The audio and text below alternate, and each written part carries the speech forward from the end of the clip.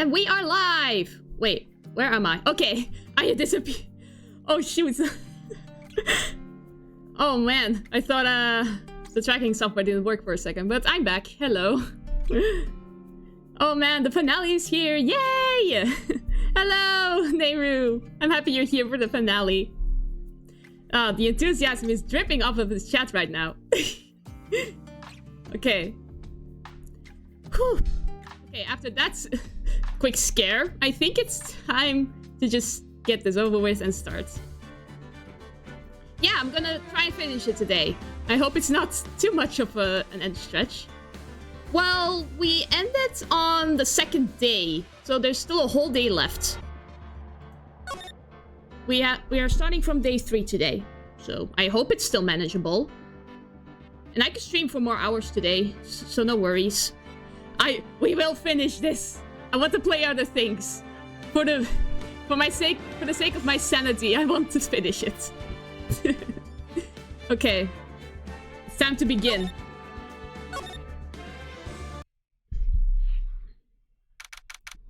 February 24, 3:12 p.m. Wright & Co. offices. I'm so sorry, Mr. Wright. I'm sorry for what my sister said. Yeah, that bombshell. Drastic crimes require drastic measures. That's just the way it is. We did what we had to, in order for him to get the verdict he deserved.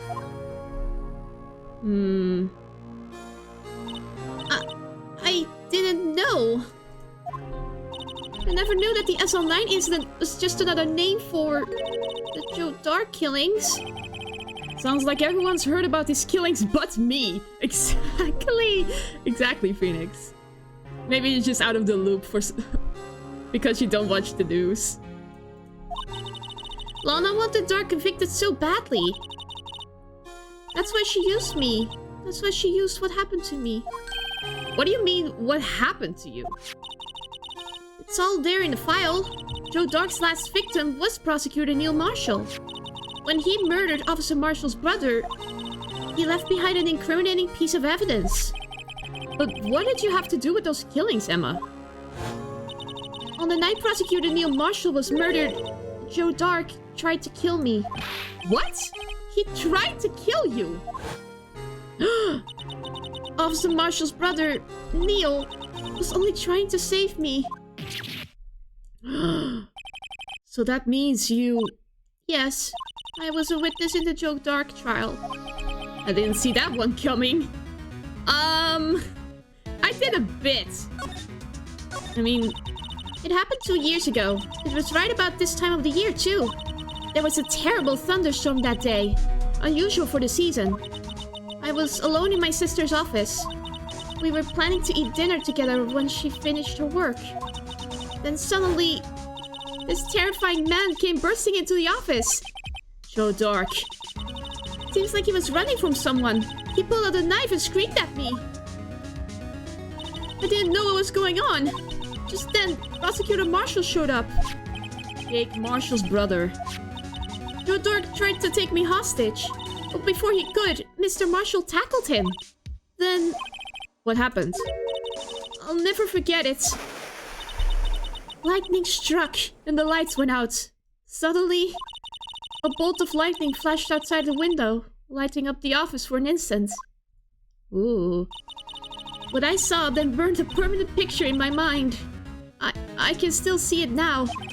A permanent picture. I don't remember the moment when Dark stabbed Mr. Marshall. So you weren't able to testify about that? No, I was only asked about when I was attacked. That must be why she made up the crime. Made it up? You mean provided bogus evidence? Prosecutor's office wanted that guilty verdict so badly. Lana forged the evidence, and Mr. Edgeworth used it. Edgeworth? Yeah. Yes, but I'm sure he didn't know anything about it. He could have known he was being given false evidence. Even so, that's when it all started. The rumors about Mr. Edgeworth, I mean. It's all my fault. If I could have just testified properly, none of this would have happened. So it's true, even though he may not have known it. Edgeworth really was involved in falsifying evidence. After that case ended, Lana was never the same. She became cold, like she's today. She must not have been able to face up to what she did, especially not to Emma. What did you see in the instant that crime occurred? Dark knocked down Mr. Marshall and raised his knife. Neil Marshall was stabbed right in front of this girl. Oh my gosh. So traumatic. I don't remember what happened after that. Apparently I passed out. Oh. When I came to, Lana was cradling me in her arms. Poor Emma. She went through so much. Oh my gosh. I couldn't bring myself to testify about that instant. I tried, but the words just wouldn't come out. I drew a picture, but it wasn't any good. 2 years ago, you must have been 14. That's understandable. Yeah, I mean, who wouldn't be in shock after seeing that, especially at 14? Once it was all over, I made up my mind. I decided that when I grew up, I'd become a scientific investigator. I want to be able to fight crime with my testimonies and find the evidence to make an airtight case. That way, Lana would never have to forge any. I see. I think I'm finally starting to understand what makes Emma tick. There's still something that bothers me about that crime. There's something that's puzzling me, Emma. What is it? You said you were in Lana's office at that time, right? That's right. Why then would a serial killer come running in there? Not only that, but he was being chased by a prosecutor? Oh, there's no mystery there. Joe Dark had been taken in for questioning that day. Taken in for questioning? You mean by the police? Of course. This happened at the police department. He tried to run away halfway through the interview and fled into my sister's office. But why did he run all the way over to your sister's office? Because the detective offices in the questioning room are right across from the elevator. Across from the elevator? But Lana was the chief prosecutor, wasn't she? Yeah. But didn't she have an office at the prosecutors, not at the detectives? No, silly. Did I tell you? 2 years ago, Lana was a detective. Oh my gosh. Oh, wow. Now it makes sense why Joe Dark flew into Lana's office. Because her office was in the police department, of course. Yeah, even I was a detective 2 years ago. Until I ended up in jail. And then I had to go for a lawyer's degree. Maybe that's what happened to Phoenix, I don't know. Nah, that didn't happen to him. He's too innocent. Okay, anyway. She was the best in the entire force. What? That's news to me. After the Joe Dark case, she was transferred to the prosecutor's office and made chief prosecutor. Lana used to be a detective. I'd better have another talk with her. Yeah. We need to go to her immediately. Detention center. Hello, Lana. We have questions. Lana. Mr. Wright. It seems I keep causing you trouble. Falsifying evidence. I didn't think you were the type. Criminals don't mind playing foul. Why should we? But Lana, if you're wrong, an innocent person might be found guilty. Believe me, I understand the risks. Lana. Emma told me about you. Oh? About how you were a detective 2 years ago.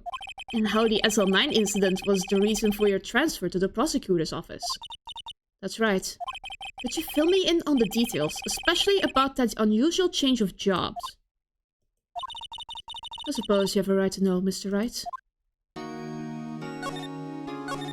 A lot of revelations were uncovered at the trial today, not the least of which was the fact that this case is largely connected to another one 2 years ago. Evidence from that case was stolen as well. Well, I expected as much. I know how obsessive Officer Marshall can be. That trial, it really wasn't fair, was it? I believed in you, Lana. I believed that no matter what happened, you'd always stick to the truth. Couldn't be helped, Emma. at that trial 2 years ago. I sold my soul. What? Well, all drama aside, the fact of the matter is, at 5:15, there was no murder at the police department. Tell me it's not true, Lana. What the witness, Miss Star, said? About you stabbing Mr. Goodwin with a knife. She's gonna say it's all true. Wait. Lana, I don't understand. Why won't you tell us? Emma, this doesn't involve just me. I don't think I've ever seen Lana look so phased before. It's true, I was a member of the police force 2 years ago. She was amazing! Ooh. Instead, talk about all the cases she and Chief Gant cracked together. Chief Gant. It's always the same dude. He was the deputy chief of police back then, but he still worked the crime scenes. Damn Gant. He was everything I aspired to be. They were the best team ever! They solved crimes before the reports could even be filed! Emma really idolizes her big sister. But now you're chief prosecutor. What happened? I always planned on becoming a prosecutor. The reason I became a detective was... to gain experience investigating crime scenes, so you could use that experience in court, right? Gant's help in the SL9 case was crucial to its resolution. After that, he became chief of police, and arranged my transfer to the prosecutor's office. Maybe I should ask more about this investigation of theirs 2 years ago. Yeah... 2 years ago, I was second in command of the detectives investigating Dark. Second in command. That means the investigation lead was Damon Gant, right? Yes, Deputy Chief Gant and I shared the same office and the same investigations. They even had the same office? Whoa. They really were established as a duo because they didn't do cases without the other. Interesting. We led a team of the best detectives on the force. Those four.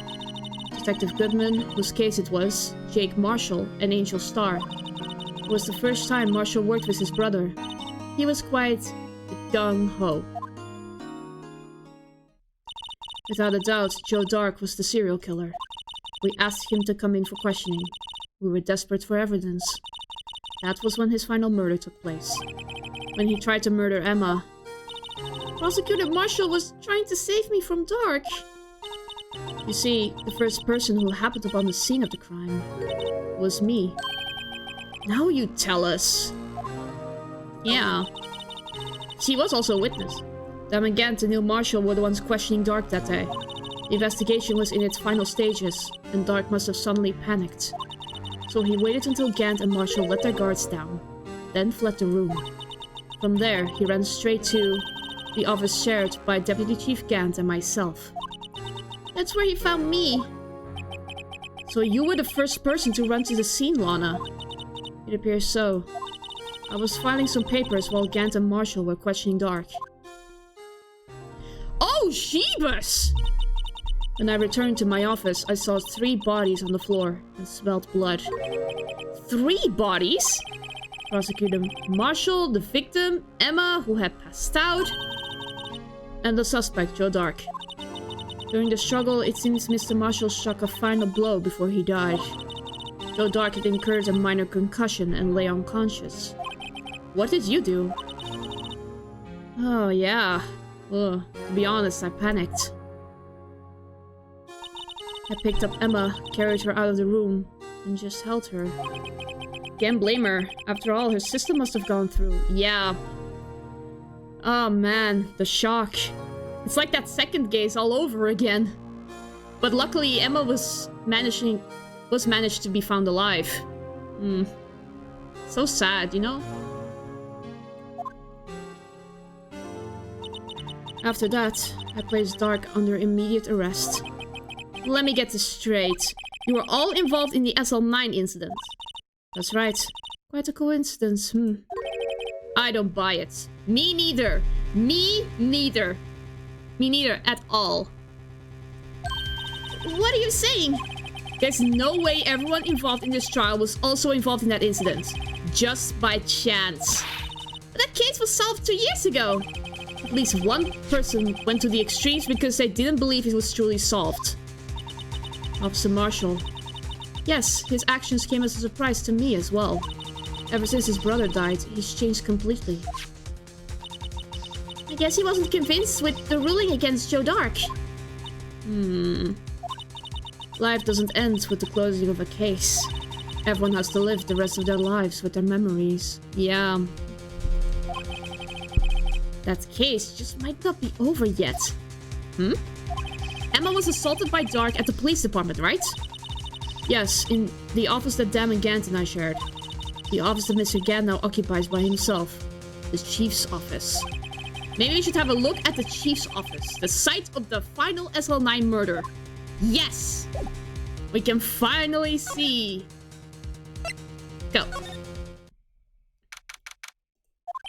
I don't see Detective Gumshoe anywhere. Things seem kind of quiet around here today. You're right, the chief of detectives seems the same though. Why don't we go look for some other people to talk to? Right, we can come back here later. Okay, then we go here. Oh! Hello! Howdy, Bambina. Oh, Mr. Marshall! I never thought things turned out this way when I woke up this morning. Que sera, sera. You never know where life will lead you, eh, Bambina? I should have known my luck had run out when old Billy dried up this morning. Billy? Must be his pet cactus. To be fair, cacti are pretty good pets. You know, you only need to water them. Then they just stay into your room all day, not causing any trouble.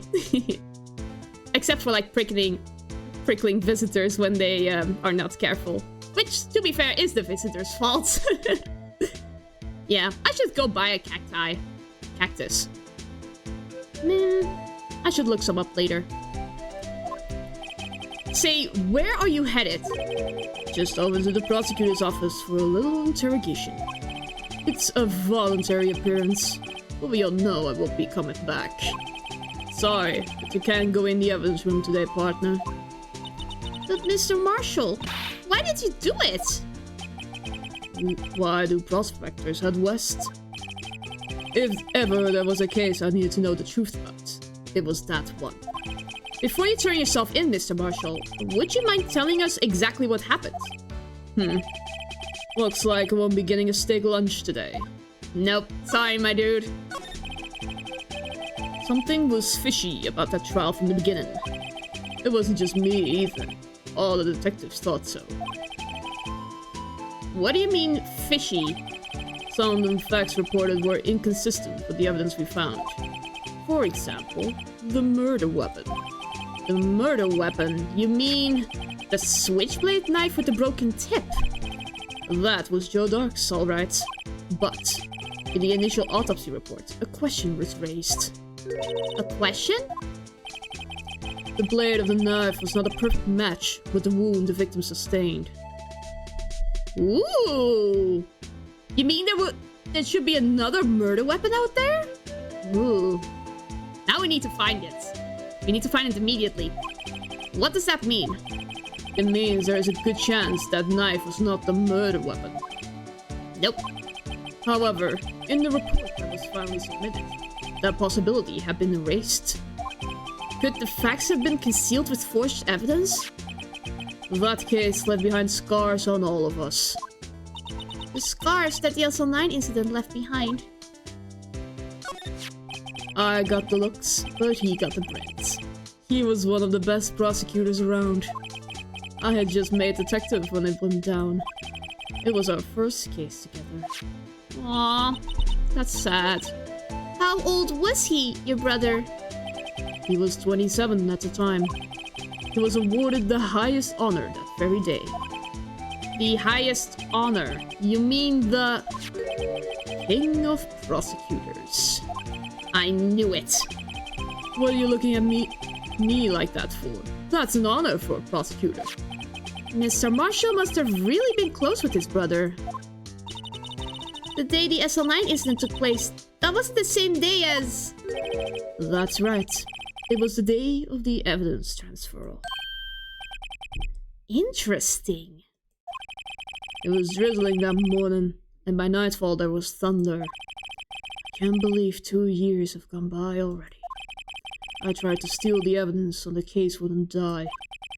Apparently someone tried to stop you. Detective Goodman was murdered, and the evidence locker was empty. There was something going on behind the scenes in that case. We all knew that later. Every detective involved in that investigation, save one, was taken care of. Oh, right! Like, transferred or just made irrelevant? Yeah. The only one that wasn't affected was Goodman, but... yeah. Miss Starr was fired, and I was demoted and boxed away in a tiny room. What about Detective Goodman? If they did something to him too, the commissioners would get suspicious. No, they were careful enough not to be too obvious. They? Who are you talking about? Don't get upset, Bambina. I mean Damon Gant and Lana Skye. Of course.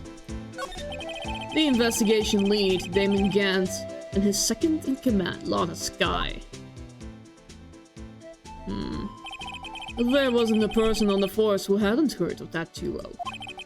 That case was the biggest step in both of their careers. After the case ended, Lana transferred to the prosecutor's office, right? Yeah. Damon Gant, the new chief of police, arranged for that to happen. She's never been the same since she left.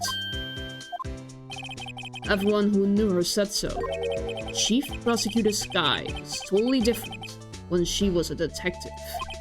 Now that he mentioned it, Emma said something like that too. Yeah, she changed. Tell me, what happened to my sister? Sorry, Bambina, but her secret is too well guarded. I never found out. Lana's secret. It all started 2 years ago. So there you have it. That's my story. Did you enjoy it, partner? It was certainly enlightening. There's one thing for sure I found out in court today. That boy Edgeworth isn't my enemy. Oof! Okay, I'm glad we're on the same page there, Marshall. Oh, man. Ooh, okay. I swear to you, Edgeworth is a good person now. I think he wasn't even aware of the forged evidence in that case. There were rumors about it that he did forge evidence, but maybe it started around that case. He was the one who used falsified evidence to get a guilty verdict. But someone else was the one who gave him that evidence and planned everything. Exactly. That's what I was thinking too. Yes! That someone is Damon Gant. Exactly! Yes! We really are on the same page, Marshall! Yay! Don't believe me? Well, I don't blame you. I won't even be a patrolman after today. Wait, that cork was never opened? Was it just false drinking until that moment? Oh my gosh, he was just faking it! But now he really needed a drink. Too bad I won't be around to work with you. When you become a real scientific investigator. Adios, Bambina. Aww. That's so sad. He really wanted to work with Emma. Because I really do believe he was friends with Lana. And aw, that's sad.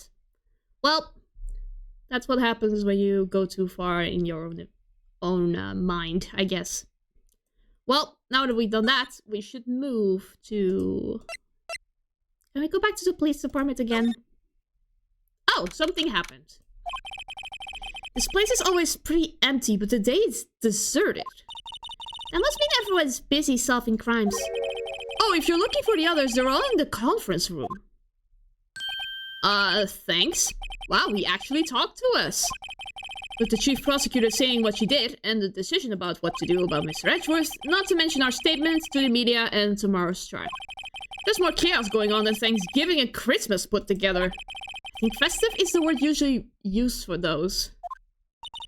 Sir, we'd like to have a look around Chief Gant's office. Just use the connecting hallway to the other building and take the elevator to the top floor. Hey! Really? You mean it's okay for us to go in there? I mean, we aren't the police officers or anything. Hey, you're right, you can't go in there, it's off limit. Emma! This is what happens when you say too much. Oh well. Now I see where Detective Gumshoe gets his unique charm. Well, what are we waiting for? Let's head to the chief's office. Yeah, let's move. Oh wow, what an organ! That thing is huge! Look at that thing! My goodness, is this a cathedral? My goodness. The impressiveness of the room. Whoa, where am I? In the chief's office, silly. At least that's what it said on the door. Check out that pipe organ. That's real, isn't it? Hey, I used to take organ lessons in kindergarten. Really? They used to call me Little Miss Buck. Ooh. I thought I was a genius until they tried teaching me notes. Whoa! How impressive. I never could remember where C was. Oh no! Oh no! Uh-oh. Oh, it's you two. Chief Gant. He put that paper he was reading in his desk. We need to remind that for later, surely. So, Raito, have you been swimming lately? No, I haven't. I've been kind of busy lately. I can appreciate that. I've had my hands full too, with Mr. Marshall's misconduct and Lana's provocative statement. Provocative statement? Oh, you mean about the forged evidence. 2 years have passed since that incident. My, how time flies. See that big picture on the wall over there? Yeah. That's a picture of Lana, Neil, and me. So this is Mr. Marshall's brother, Prosecutor Neil Marshall. We took it to commemorate our work together. Something's not right with this picture. Wait a sec. Where is the thing? What? This looks different. Is it a different... Is it a different award every time? Because... yeah, there's a giant piece of sword there. Can't quite seem to put my finger on it though. Well, we have evidence, so that's good.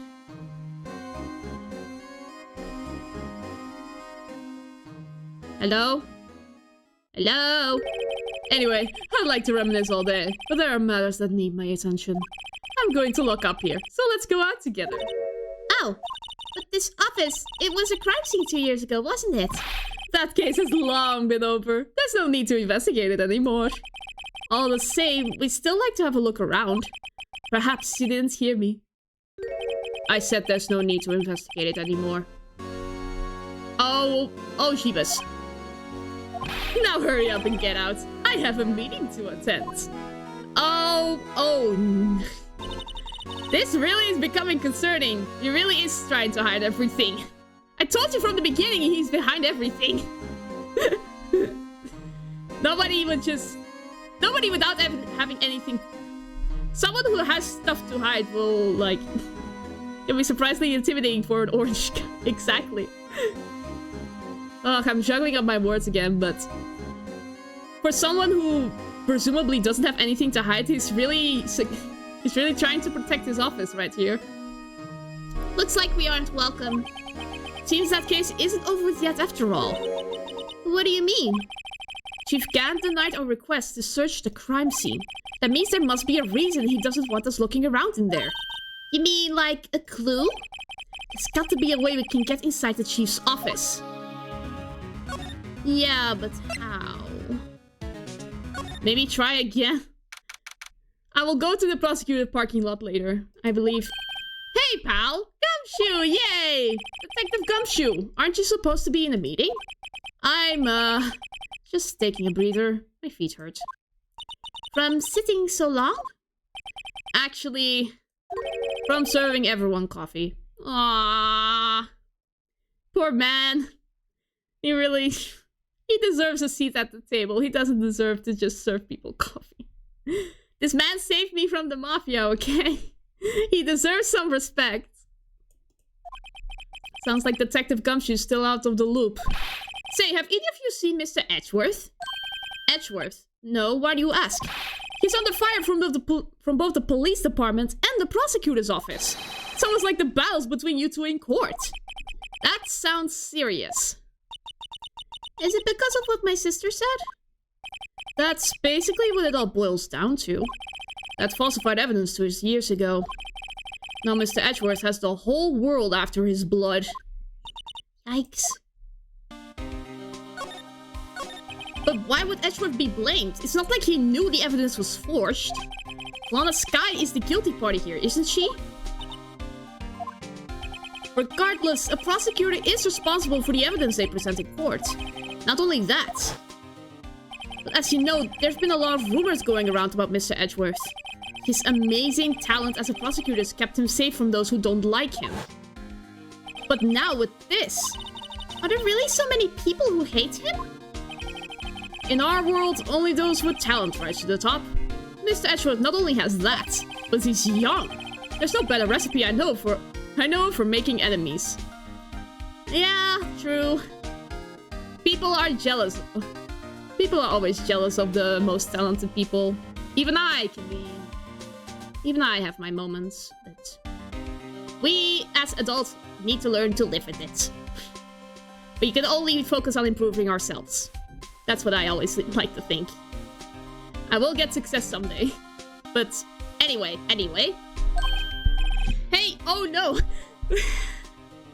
No, not that nickname still. Poor Gumshoe. Yes, sir. Let's go out for lunch again sometime. My treat. Yes, sir. You gotta take me back to that joint sometime, okay? Yes, sir. Seems you don't have any problems with enemies. Yeah, well, be careful not to stick out. Yeah, true. That's also a thing. Sometimes not having any attention to at all is the best option. Anyway, I'm a bit worried about him. Under all this pressure, I'm afraid Mr. Edgeworth just might crack. Actually, I took a look at the file earlier while the coffee was brewing. He seems genuinely concerned for Edgeworth. Well, did you find out anything? The only evidence Dark left behind was during his final attack. His final attack, you mean when he killed Prosecutor Marshall, who was trying to protect some girl? Yes. Me. Seems Detective Gumshoe never realized Emma was the girl. He's so oblivious. That's when he left the most incriminating evidence of all. Well, what was it? Oh, let's see. I think it had something to do with the murder weapon. Oh, I forget. Looks like it's all written somewhere in here, okay? His powers of recollection never fail to impress. Maybe we should show him the murder weapon. Might just jog his memory. Yeah, I mean, what? This man is so oblivious that even Emma's name in the case file proceeds to miss. Like, to be fair, he calls me Harry for a while. The only name he consistently remembers is Edgeworth. Yeah, the murder weapon is this doohickey. About this. Hey, is that... It has a tag attached to it with the label SL9 incident on it. I believe this would be the broken murder weapon you were speaking of. What are you going to do with that? Ever since that case was closed, that knife's been locked away in the locker.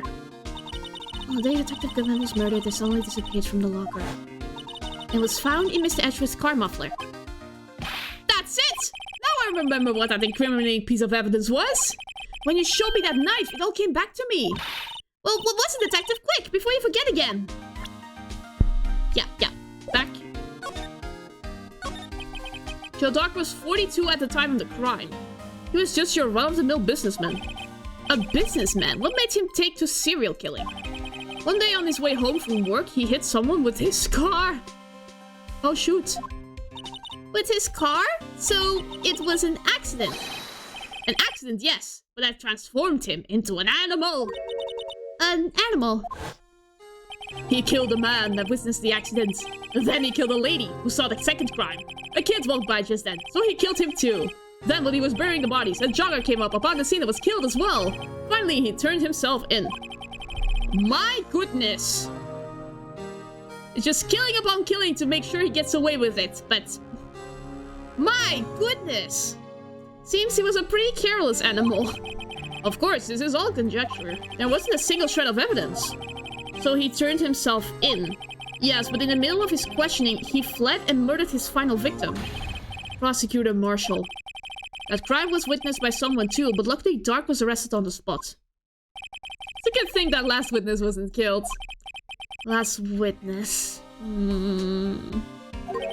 AKA Emma. Okay, what about the murder weapon? This knife, it was Joe Dark's, wasn't it?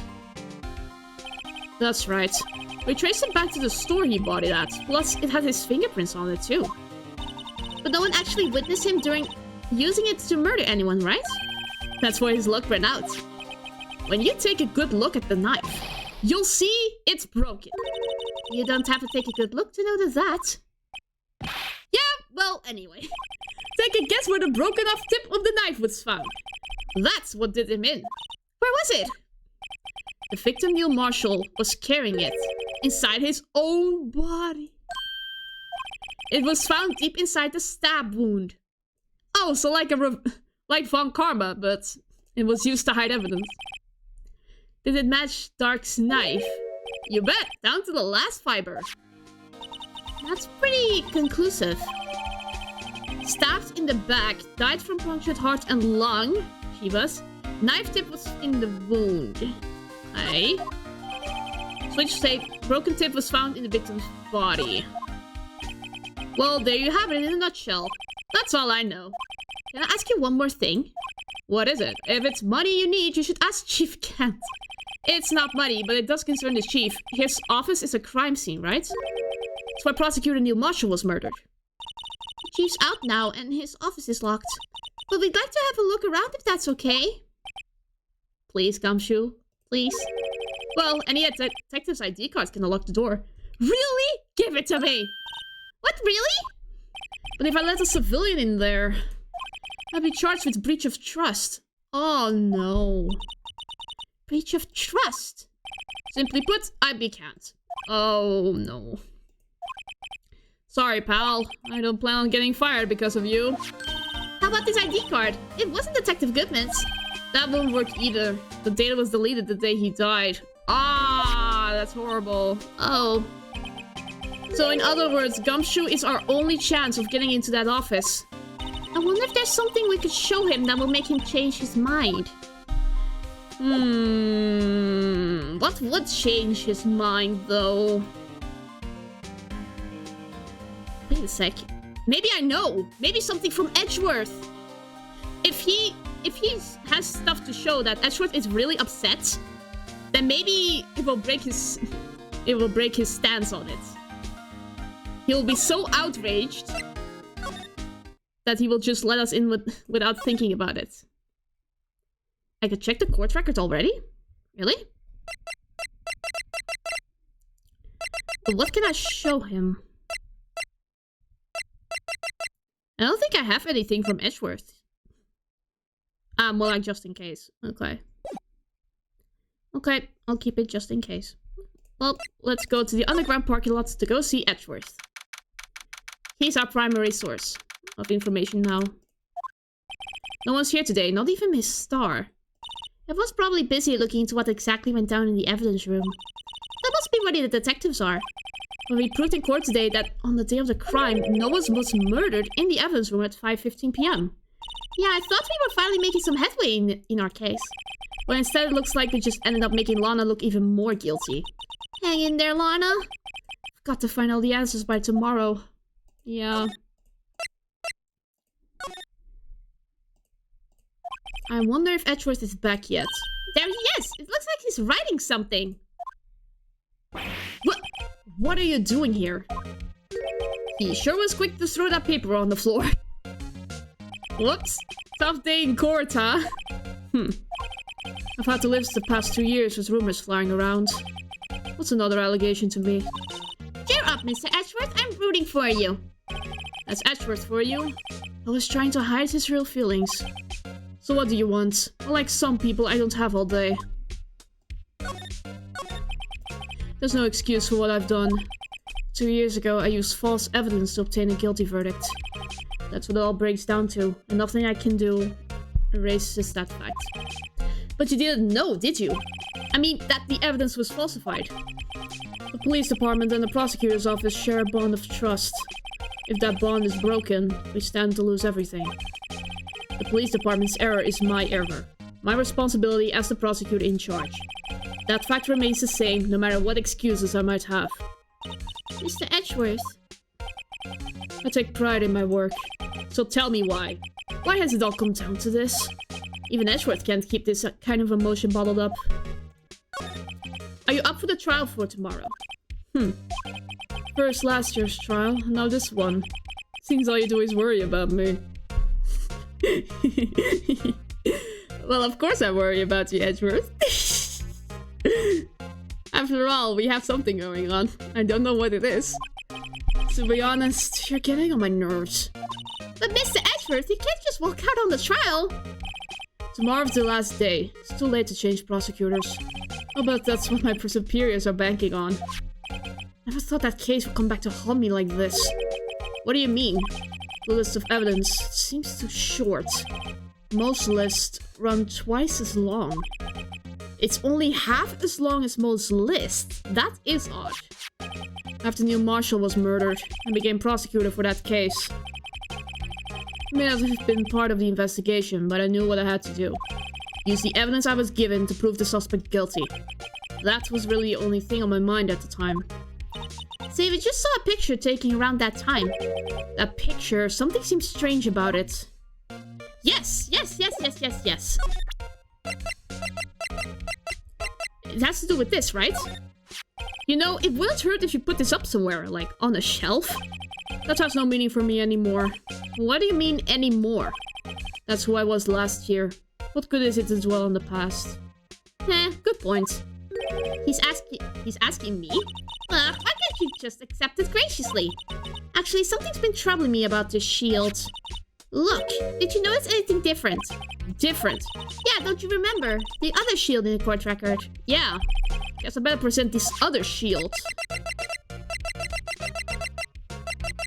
Well, here we go. This picture was hanging on the wall in Chief Gant's office. Prosecutor Neil Marshall.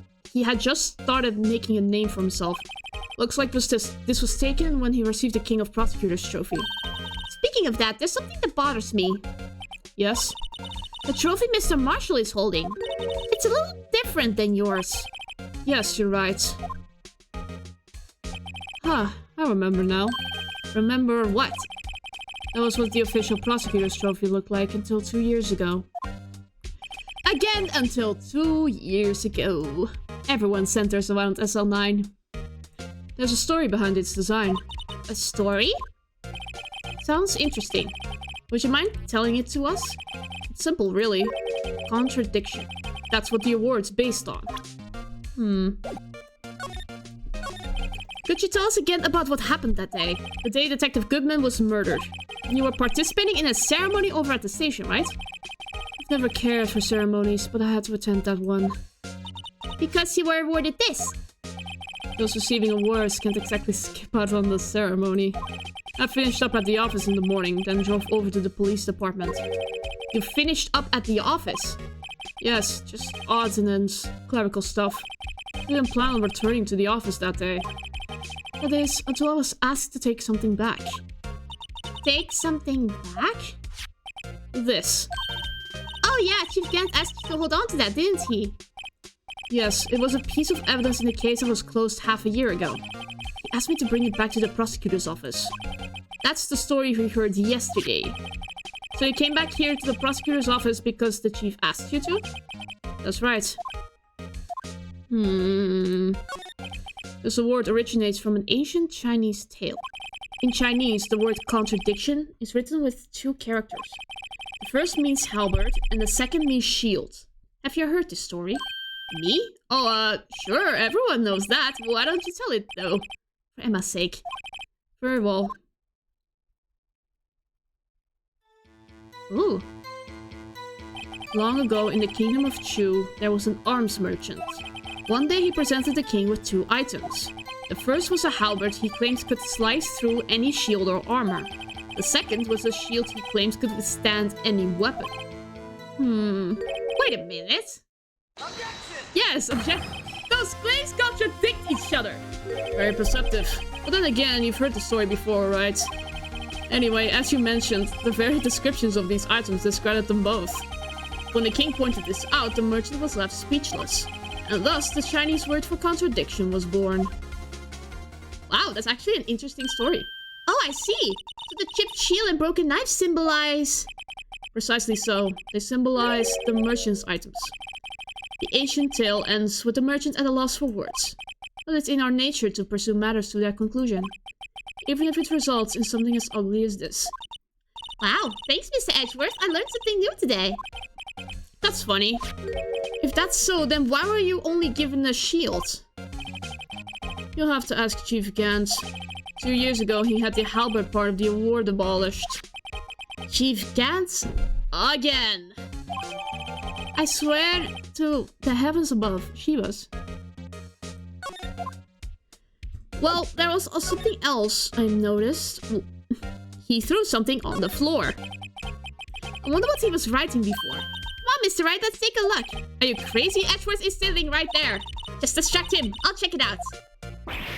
Hey, Edgeworth. Is that Detective Gumshoe out the window there? Oh no, he's falling to the ground. Hold on. First, let me see what this girl's doing, crawling around my feet. He didn't even look. Oh well. It failed. What letter of... Wait, no! Resignation? If you're having trouble reading, I'll read it for you. It says letter of resignation. No! Edgeworth, don't let it end this way!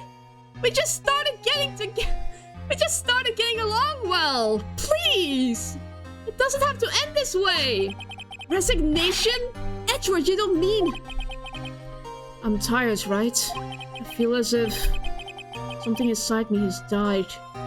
Oh my god! But Mr. Edgeworth, none of it is your fault! I know the path I've walked. You don't need to tell me. And the path I've walked hasn't been a just one. I can't forgive myself for what I've done. And no one else should forgive me either. Uh-oh, I think he's serious. Mr. Wright! Please, you have to do something! This letter of resignation. I wonder if I can use it for anything. Yes! We started getting along in the courtroom. We were having fun. We were teaming up. I only have a crush on Edgeworth because Phoenix has a crush on Edgeworth, okay? I am role-playing my character.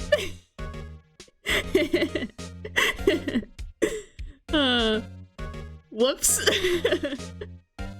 Yeah, that's called a Freudian slip. Whoops. I think I'm getting way too invested in playing Phoenix.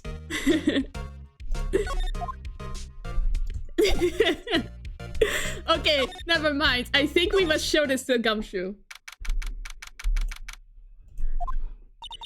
Excuse me? Oh, Miss Star! Would either of you care for a quarter pound of roast beef? Miss Star? I guess she's out of lunches. You certainly are the curious sort, aren't you? Kind of like the first person who sucked a cow's nipple to discover milk. Ugh! No! Don't say it like that, please! Ugh! Okay. Still, I never thought you'd go digging up that case from 2 years ago. Everyone in this trial was involved in the SL9 incident. Not only that, but the murder occurred on the very day the evidence from the case was due to transferal. This can't all be attributed to a mere coincidence. Aren't you forgetting something? You know, that little scene I was happening to witness. Yeah, the instant Lana stabbed Detective Goodman with a knife. It's shady as hell. It's shady, but I can't prove why and how. No matter how much of the past you dig up, it won't change what I saw. Roast beef is meant to be savored when eaten. Miss Star's hatred towards Lana, it all dates back to 2 years ago. Joe Dark. That's a name I'll not soon forget. We trailed him for half a year. Oh, the pressure. Still, I don't think I was even more alive than I was then. Those days were steamier than a bowl of hot gravy. Poor old Jake Marshall, though. Must have been going through hell. You mean because of his brother's death? They were close, those two. After Neil died, something took over Jake. He became obsessed. Seeing Jake like that made her all the more desperate. Her. Lana Skye. My sister? The best of the best were put on that SL9 case. Of course, they were led by that legendary duo. Lana and Chief Gant. That legendary pair was the reason we were able to keep up our investigation. That's why we're so shocked over how it turned out. You mean with the forging of the evidence? Don't get me wrong, Joe Dark got what he deserved. Still, it was obvious the evidence produced in court was being manipulated. Items our team never found would suddenly appear, while other items were kept secret. But you don't have proof anything illegal was done. I'm proof enough of what happened. Yeah, she got fired. After that case, all of us save Goodman were relieved of our duties. Most without even so much as an explanation.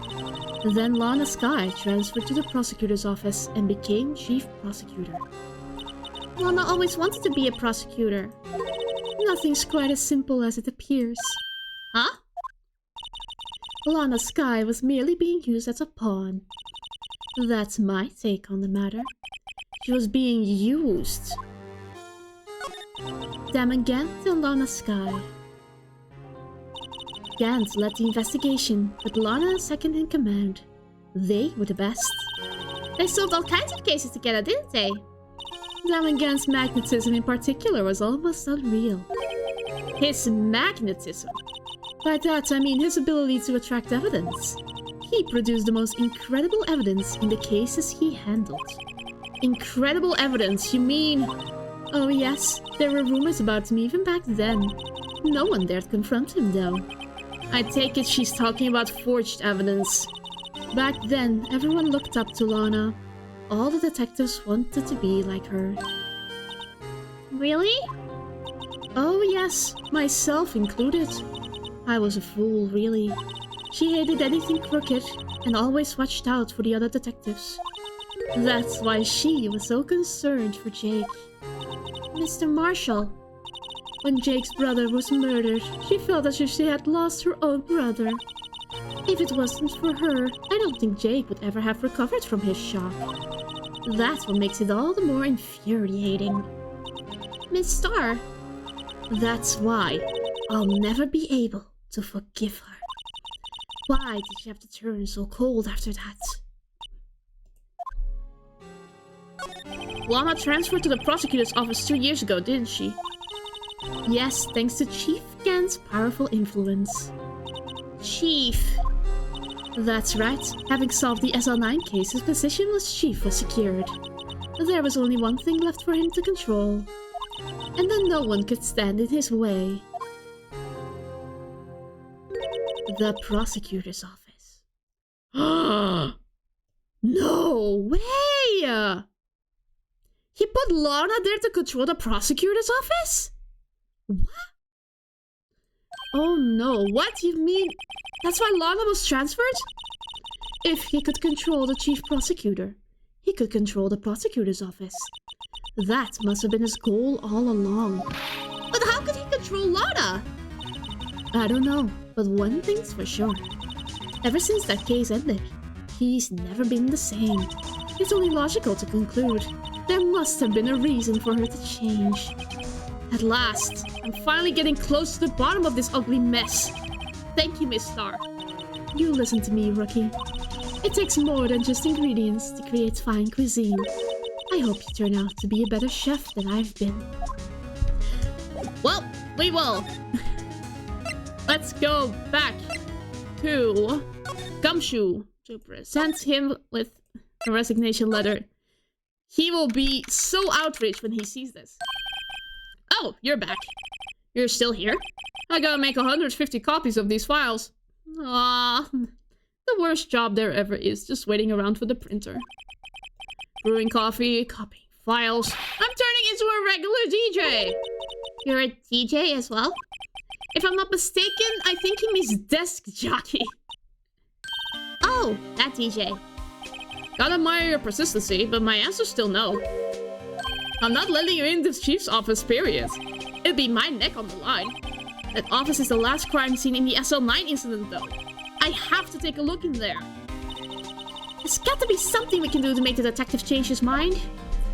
I have just a thing that will outrage him. Letter of resignation. What's this crumpled up piece of paper? Oh boy, the evolution of...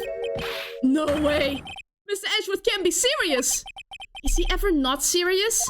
I can't believe they pushed him this far. Mr. Edgeworth really feels responsible. When I first met him, I thought he was as cold as ice too. But I know different now. He trusted us detectives to provide him with sound evidence. But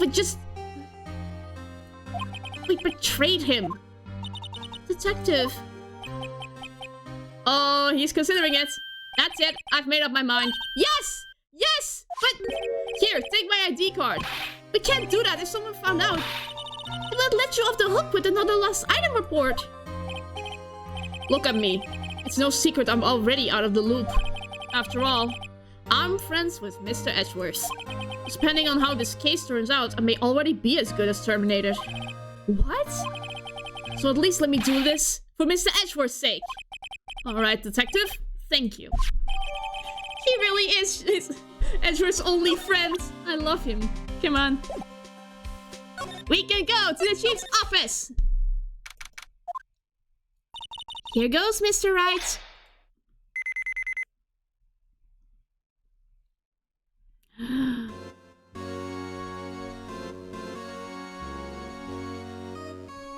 We're in! If anyone finds us now... Detective Gumshoe's a goner. If that happens, I'm counting on you to bail me out.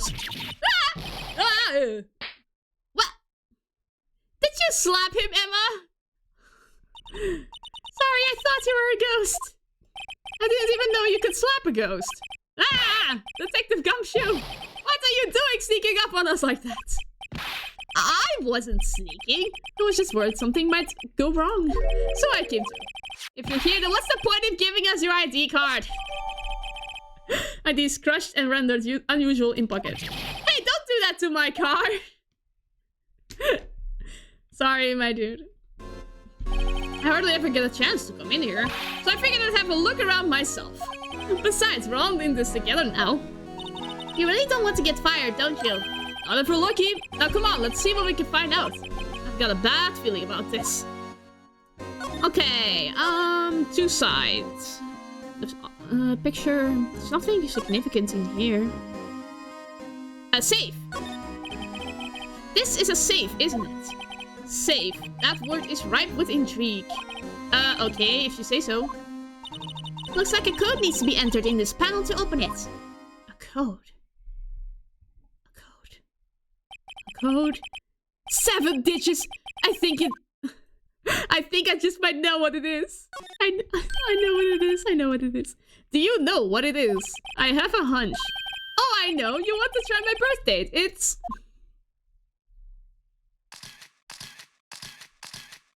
I have a better idea. Here goes nothing.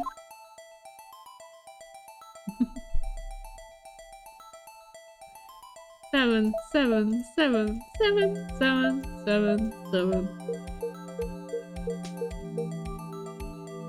Oh my gosh!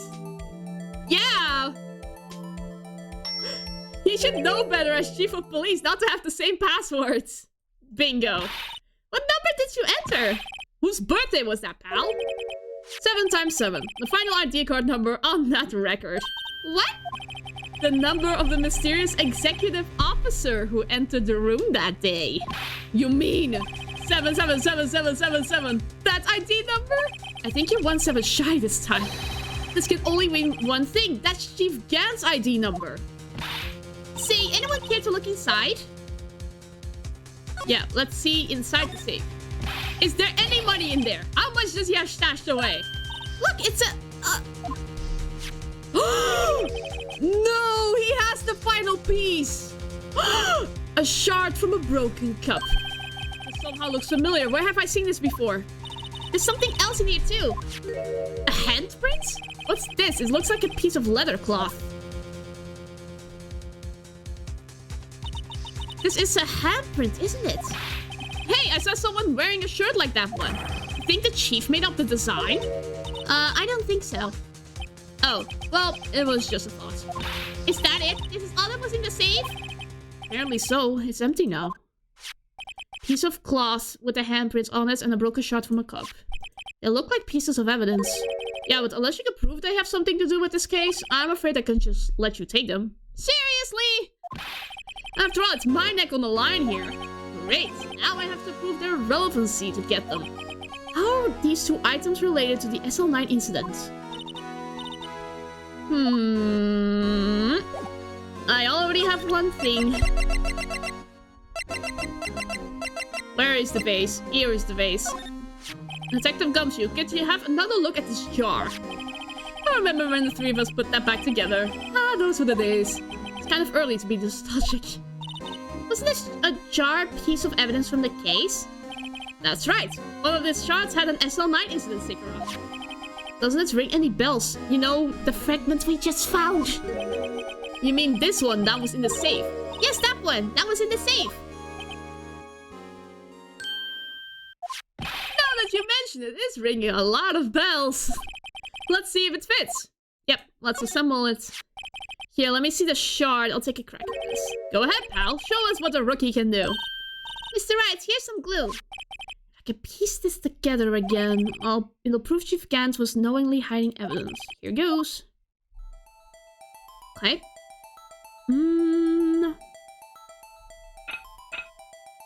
Here. It is complete! There, it fits like a charm. That, of course, means Chief Gant willingly and knowingly hid a piece of jar in his safe. Now you're surprised. In other words, he concealed a piece of evidence from the SL9 incident. But... Hey guys, get a load of this! What is it? This piece is just attached. It's different from the others.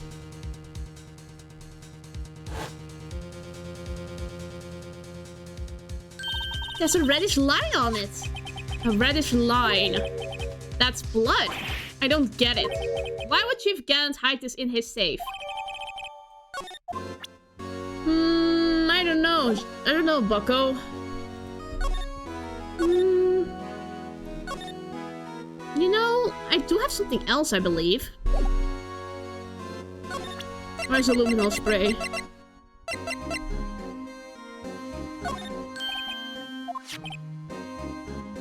Oh! Is that a new type? I've never seen that bottle before. Add 3 inches to your base height. Base height? Hey, let me see that. Looming tall. New and improved growth formula? I mean, this can't detect any blood traces? Well, it's not quite the same thing as luminol. So that's why the lady at the counter had that smirk on her face. Ah. How do I use it again? I want to use the luminol spray.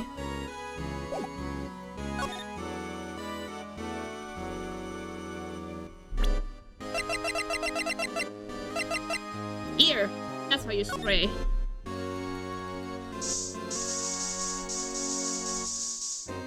Whoops. I'm sorry, the chat glitched. I pressed the wrong thing again.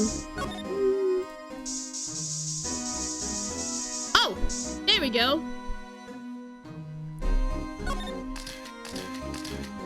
Whoa, this area must have been covered in blood. Is this from the incident? It must be, where Prosecutor Neil Marshall was murdered. 2 years have passed, so the reaction is kind of dull. So murder really did take place here.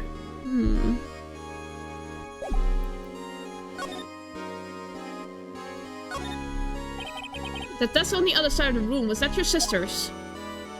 Yes, that's where I was waiting for Lana. on that day 2 years ago. Is anyone using it now? No, sir. This is entirely Chief Gant's office now. He practices a strict policy of preserving the crime scene.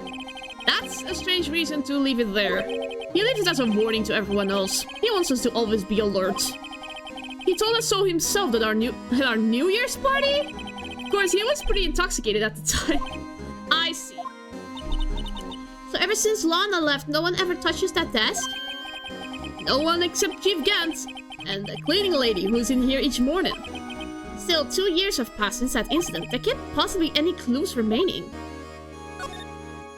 Can I ask you something? Sure. You only came here to look around, right? Because it's one of the SL9 crime scenes? I mean, that's your only reason for coming here, isn't it? Why do you ask? You don't think... Nah, you wouldn't be... No. No, there's no way. Never mind. Don't worry about it. Okay, let's look around a bit more. Hey, hold on. Not so fast, buddy. What is it? When someone tells you, don't worry about it, it's supposed to start bothering you, pal. You can't just let it go at that. Sorry, this guy's starting to get on my nerves. Okay, so what's bothering you?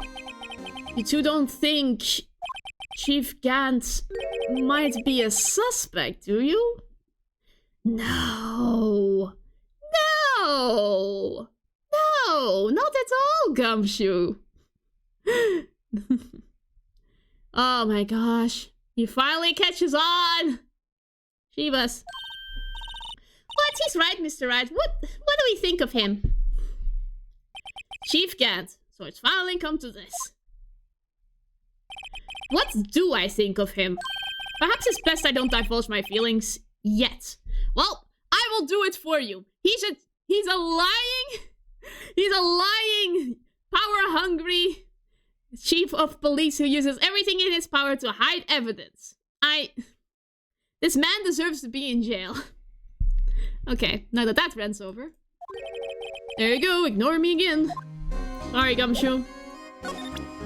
We still must do the handprint. Handprints! Detective Gumshoe, I'd like to have a look at this. Hey, I know what this is. So you want to take some fingerprints? That's a great idea, Detective. Alright, go to town. Sheesh. Can we have the piece of cloth? What are you doing? Why are you sticking out your hand like that? Go ahead, take my fingerprints. We already have your fingerprint data. It's not your fingerprints we want to take. Huh? Come on, this isn't the time for jokes. We're talking about that cloth we found in the safe. Oh, I knew that. The one with the handprint on it, right? Sheesh. Where's your sense of humor? Okay, Mr. Wright, let's check out for prints. Sparkle the power on the cloth. And once they've been absorbed into the prints, blow the rest away. What are you, my mom? I don't have to be told 1,000,000 times. Right, let's get this over with. Clearest one is this one. Completely.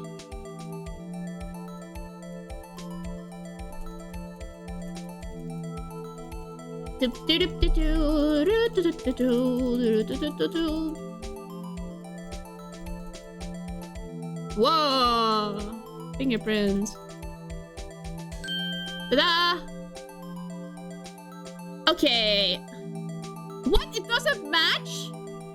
Oh man! That was the evidence I needed! Which one is it? No. No. No. No. What? No! No! What? No! How can this be? What are Emma's fingerprints doing here? Hey, you found a match? Whose fingerprints were they? It seems the prints are too old. They aren't really clear enough to get a match. Oh, that's too bad. I thought they'd be Dark's prints. Psst! You, over here. What's going on here? What are that kid's prints doing inside the chief's safe? Don't ask me! Let's just keep this information from Emma for now. Please, Gumshoe. Here, maybe you should hold on to this. Evidence for something, but what? What else can I see in here? This is the real deal, isn't it? This armor and these weapons. Sure is, pal. The chief doesn't care for imitations. First the pipe organ and now this armor. Do you know how many taxpayer dollars must have gone into this room? What, you mean we're paying for this? That's it. I'm not paying 1 cent of my taxes.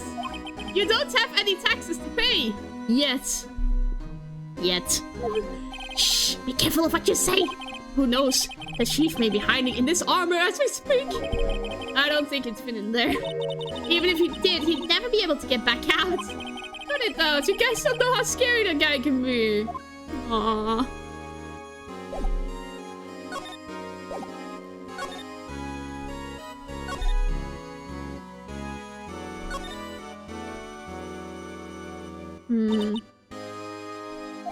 Dejo Dark ran out of the questioning room. Hey, that's the jar! Hello! After receiving his award trophy, Mr. Marshall took a picture here. I went along with Chief Gant to question Dark. But he never knew he'd be dead just a few hours later. Gee, you think? Organ, computer. Has always been a meticulous cleaner. There's not even any dust on it. Looks like someone's still keeping it clean. Does Lana ever come back here? No. Chief Gant must still keep it clean in memory of their partnership. They were the stuff legends are made of. Does he keep it in memory of her or in memory of the crime? I think I've forgotten what it was. There was something in his desk. Wow, look at the size of Chief Gant's desk. Speaking of that, what were we here earlier? Oh, it's you two. Chief Gant. He put that paper he was reading in his desk. Wonder what he was reading. This looks like a list of evidence. List of evidence. In most cases, the list runs twice as long as this, though. Hey, look at the case name. Huh? SL9 incident. I wonder what this is doing here. Hold on, detective. What did you just say? I said, I wonder what... No, about evidence lists. Normally they're twice as long. Edgeworth has the other one! Oh my god! He really does! This man... This man is the root of all evil, I swear. Oh my gosh. A half-size list of evidence. List of evidence. It seems so short. Most lists and twice as long. What would the other half of the list be doing here? I knew it! The chief must be hiding something about that case! It would appear so. Well, was I of any help? Of course! Thanks to your ID card, we were able to get some hard evidence. No, that's not very kind, is it? In other words, if it wasn't for his ID card, he would have been useless. Oh no. Isn't that right, you in the coat? Ah! Chief Gant. He didn't think you'd be back so soon. Fortunately, I'm a man who believes in signs. As I was walking to my meeting, I happened to look out the window and saw a stray dog run right into a pole. Just then I thought of a certain detective. Do you mean me, sir? Now then, I'm afraid I'm going to have to ask you all to leave. Yes, sir. Sorry. Oh, you in the coat? Me, sir? Drop off your ID on the way out. No! No, the consequences became real! No! It doesn't deserve to be fired! You won't be needing it anymore. But, sir... Now get out! Yes, sir! Oh my gosh. We'll be on our way too, then. Wait, you the one without the spiky hair. Don't go yet. No! Stay away from Emma! She doesn't deserve this. Me, sir? I'd like a word with you. Sir, I'm not a licensed investigator. You with the spiky hair? You're free to go. Mr. Wright! Oh no. Look, pal. If I've told you once, I've told you 1,000 times. Chief's office is off limits. But no, you just had to go sneaking in there like that, didn't you? I thought she said she didn't care anymore if you were fired. Yeah, but if I knew it'd be like this, I never would have said it. Yeah, you only regret your actions once there are actual consequences of it. So relatable. Now that I've seen the evidence Chief Gant was hiding in his office, I think I'm finally starting to get the picture. But why has she kept eerily silent about it all this time? Anyway, you're listening to me. I'm gonna try to smooth things over with the Chief again. Later, pal. That's not gonna end well. After that, I heard from Emma. She said the police wanted to ask her some questions, so she'll be busy for the rest of the day. That the only person we can turn to is Lana. I see. So the Chief asked Emma to come in for questioning. It's no use thinking about it. Tomorrow's the final day in court. I'm committed to doing everything I can to defend you, which is why I'm here. I've already told you all I can. And what you've told me over these past couple of days is absolutely nothing. Not a single useful thing. Really, I believe I did mention something quite important. Something I told you right at the beginning. I said that I was the one who stabbed Detective Goodman. You know, I think I finally figured it out. I know who it is that's lurking behind your words. Mia did a good job mentoring you. I'm rather jealous. Seems Edgeworth was right. Edgeworth? Once you're convinced you know something, no one can persuade you otherwise. Big-headed is the term he used, I believe. That's my chance to get her to tell me the rest of the story. I have to admit I was more than a little perplexed at first. You insisted you did it, yet there was no incriminating evidence. That's when it hit me. It's not that you're unwilling to tell the truth.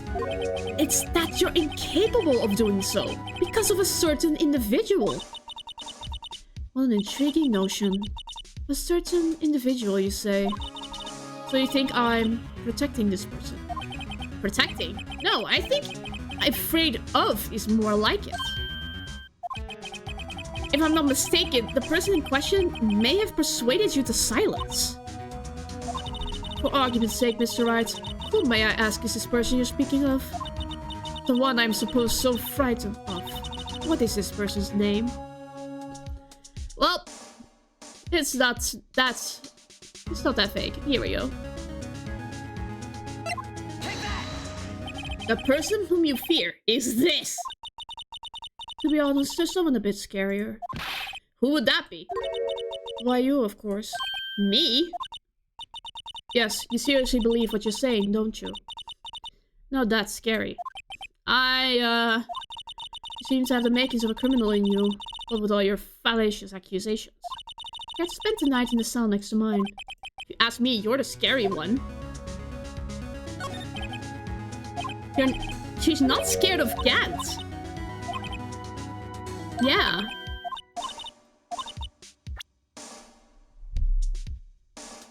Wait a sec. Emma? She's scared that Emma is the real murderer? Person whom you fear is this. Oh. Nope.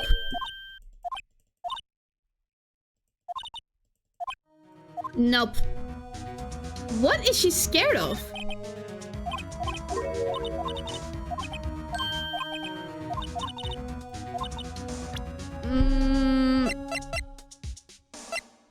She was scared of Gant, but... who is she afraid of? I don't know.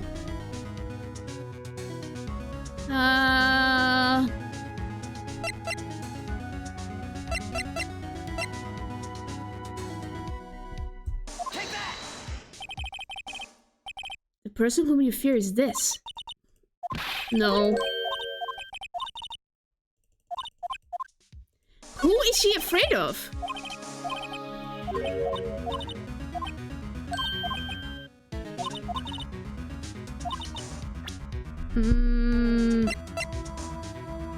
Marshall? Nope. But... yeah, maybe. What is something that can bring it all to completion? Showing evidence isn't going to do me any good right now. I've got to tell Lana to tell me everything she's hiding. Mr. Wright, you're evolving by leaps and bounds. I'm starting to see the hunger in your eyes. Oh, man.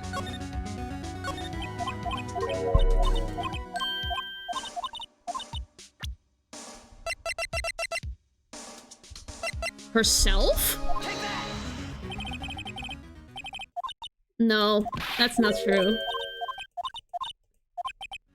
Yeah, it should be Gant.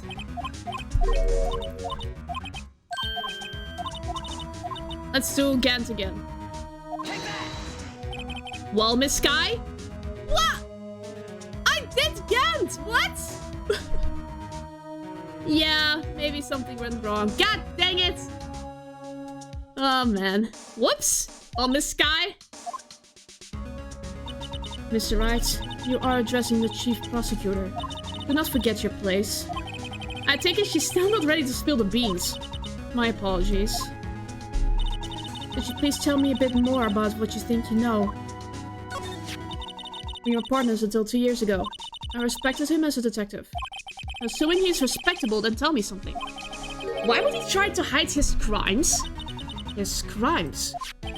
Both you and Edgeworth will be brought before a board of inquiry for what you did. Specifically hiding and forging evidence. Of course, these are serious offenses. Why is it though that Chief Gant's name was never mentioned? Chief Gant? Edgeworth didn't know the truth behind the forgery. The only party who could have possibly tampered with the evidence was... me. I had access because I was second in command of that investigation. Yes, you, but also one other, Damon Gant. If you intend to accuse Chief Gant, you'll need more than just words. Show me proof that Chief Gant falsified evidence in that case.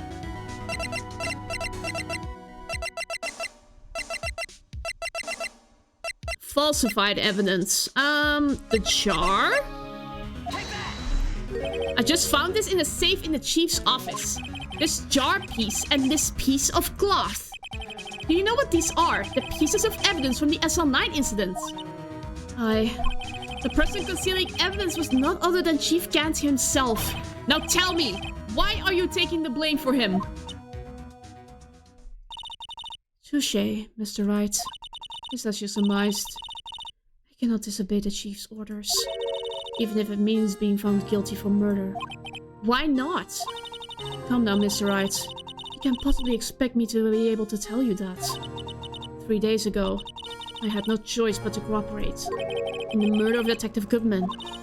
Or perhaps I should say, follow orders. Yes, that's more accurate than cooperate. Although I can't tell you the details, I can say that I was given an order that day. I need you to dispose of Bruce Goodman's body. He did it! He absolutely did it! Oh my god! You'll find it inside the trunk of Miles Edgeworth's car.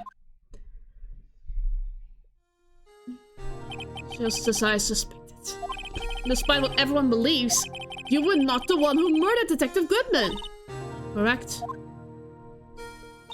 I was trying to take the body out of Edgeworth's car. The trunk's lock was broken, and I discovered that murder weapon while inspecting the body. The murder weapon? You mean Edgeworth's knife? No. When I found the body, this was the knife stuck in it. Oh my gosh!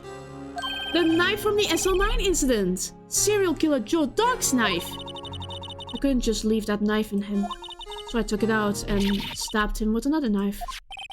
That would be Edgeworth's knife. That's right. Even though he was already dead, my hands were shaking at the thought of stabbing him. That's why I ended up cutting my hand. And that is the reason for the bandage on your right hand. Yes, it seems like I got blood on the victim's shoes as well. And then... she saw me just as I plunged the knife in. Miss Star, huh? Oh boy, why did you need to hide Dark's knife so badly? It took a lot of work to finally close the Dark case 2 years ago. It was over with. I didn't ever want it to be opened again. My intent was to prevent that by whatever means possible. So you hid Dark's knife. The weapon used to stab the detective was evidence in the Joe Dark case. If word got out, which it would, the reporters would have a field day with that. So you wrapped the knife in your scarf and hid it. In Edgeworth's exhaust pipe. Right, then I called my sister. To tell her what happened, and to ask her to hide the knife that was inside my muffler. You asked Emma! I didn't want anyone on the force to know about this. That will explain why Emma is so confident. About Lana's innocence. Speaking of phone calls, I had a bad feeling about one of them that day. A bad feeling. The truth is, after I received those orders from Chief Gant, the first thing I did was make a phone call. Phone call to Patrolman Jake Marshall. To Marshall? Why on earth would you call him? The lead investigator for the SL9 incident had been murdered. I wanted that fact to be kept hidden, and I needed help. He was the only other person I could trust. Or at least, I thought I could trust him at the time. However, it seems that after I spoke to him, he went off on an escapade of his own. Oh, you mean... Not wanting the case to die, he decided to take things into his own hands. He disguised himself as Detective Goodman and tried to steal the evidence. He had already stolen the ID card, but it seems he still hadn't made up his mind to break into the evidence room. That call drove him to do it. Oh my gosh. After the phone call, any remaining doubts he had must have disappeared. So your phone call caused the incident in the evidence room?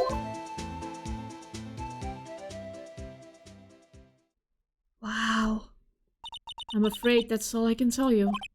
But Lana, you've earned my respect, Mr. Wright, both as a defense attorney and an investigator. Now please, don't pursue this any further in court tomorrow. Tomorrow's trial, there's only one way to drive off Lana's demons. I've got to get to the bottom of everything. Detective Goodman's real murderer. And what went down in the chief's office 2 years ago. It is time for the final trial. Oh man, I can't wait. Let's save.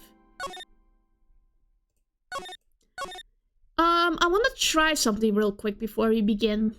I will be right back. It doesn't take long, I promise.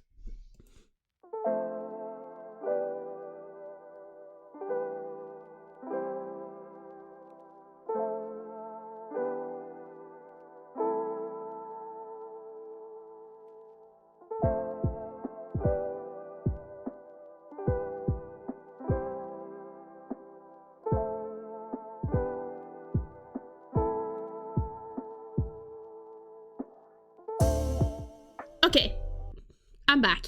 Sorry about that. If you hear some wind blowing, it's because the air conditioning is on. It's a bit warm in here, and I don't want my computer to crash. I don't want my computer to crash.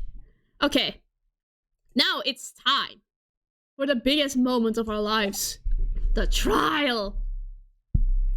February 25th, 9:47 AM, District Court, Defendant Lobby number 2. Yeah, I have a feeling this is gonna be long indeed. Well, out of curiosity, do you hear the air conditioner or not? I hope it's not too audible, and I might have to shut it off after a while. This is a defendant lobby, alright, but there's no defendant. I've been trying to reach Lana all morning. Where could she be? And where's Emma, for that matter? It almost seems as if something's been happening behind the scenes. Edgeworth? Hello? Edgeworth? Knowing you, you've already figured it out. Who the owner of this 7x7 ID number is, that is. Well, I have a pretty strong hunch. Yeah, looks like I'm not the only one who's figured it out. You know, the only reason this trial didn't reach a verdict yesterday is because there was still room for doubt regarding this ID record. If that number does belong to whom you suspect, then no doubt will remain. After all, he hasn't been officially charged with anything. True, not yet. In any event, once all doubt has been removed from that list, I can call for a ruling. 5 minutes, right? And Chief Prosecutor Sky will be found guilty. But you didn't do it! I figured you'd say as much. That's why I came here. To hear what you have to say.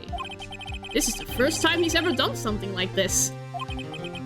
Lana's hiding something, and the only way we'll ever know the truth is to draw it out of her. The truth. Everything goes back to the SL9 incident. Don't be stupid. Today's the last day of the trial. We don't have time to reminisce about the past. That depends on you. If she's found guilty, you'll lose your only chance to find out what really happened. I'll think about it. See you in court, right? See you in court indeed. This is it! If I'm ever going to find out what Chief Gant has on her, it's now. Oh, you can't hear the air condition. Okay. That's a relief. My mic has been known to pick up background noises. Court is now in session for the trial of Miss Lana Skye. The defense is ready, Your Honor. Prosecution is ready, Your Honor. Normally, this is when the prosecution puts forth its opening statement. But before that, the police chief has a proposal to make.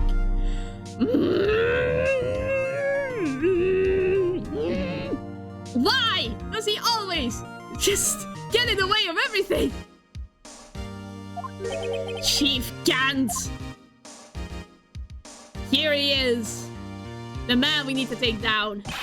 Morning, folks! How's everyone doing? Hey, Angie, been back to the pool yet? No, I've been drowning enough as it is in my work.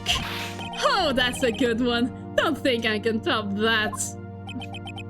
If you don't mind me asking, Chief, what exactly is this proposal of yours? Oh, man. This will be good. Lana, that is to say the defendant, has asked me if she could speak directly to the court. She wants to do what? Having heard what she intends to say, I feel she should be granted her request. In the end, it should save everyone a lot of time and trouble. No, she's going to confess. I swear, this man... he's way too good at manipulating people. I think that's what people mean by his magnetism.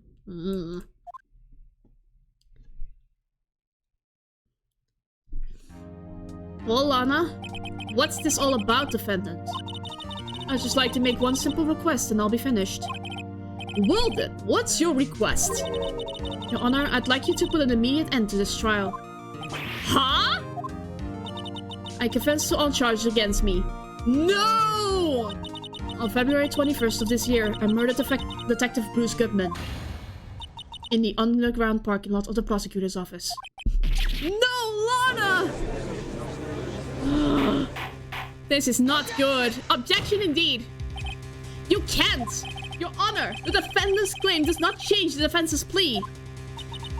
In that case, Mr. Wright, I no longer require your services.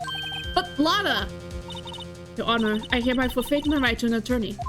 The prosecution may lack direct evidence against me, but it has sufficiently proven its case through testimony and circumstantial evidence.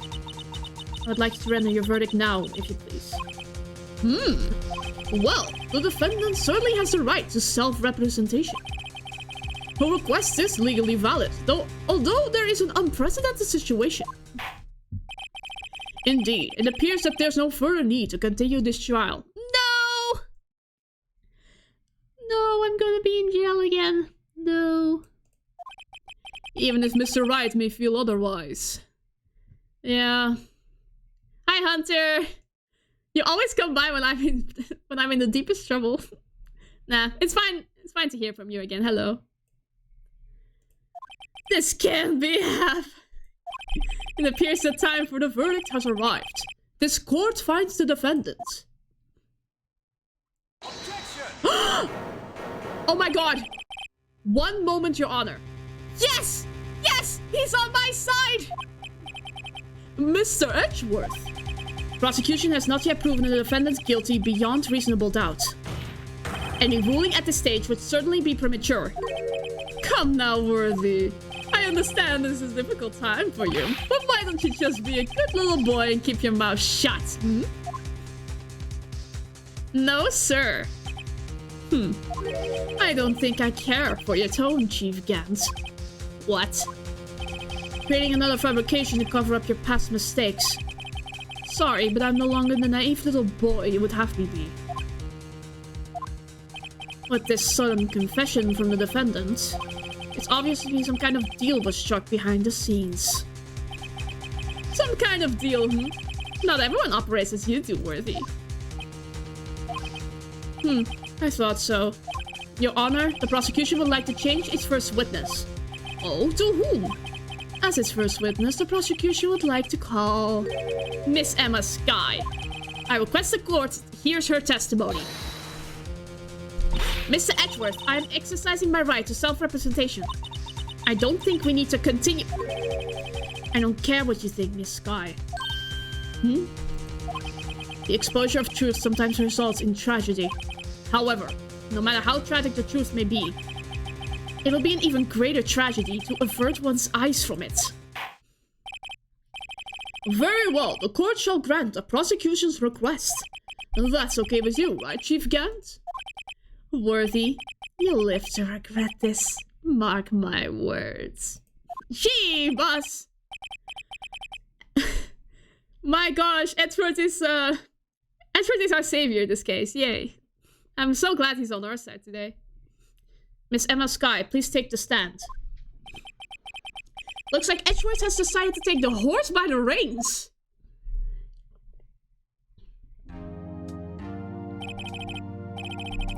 Now then, witness, please state your name and occupation. My name is Emma Sky. My occupation, I'm Lana's little sister and I want to be a scientific investigator. 2 years ago, you encountered the serial killer Joe Dark of the Joe Dark killings. Is this correct? Yes.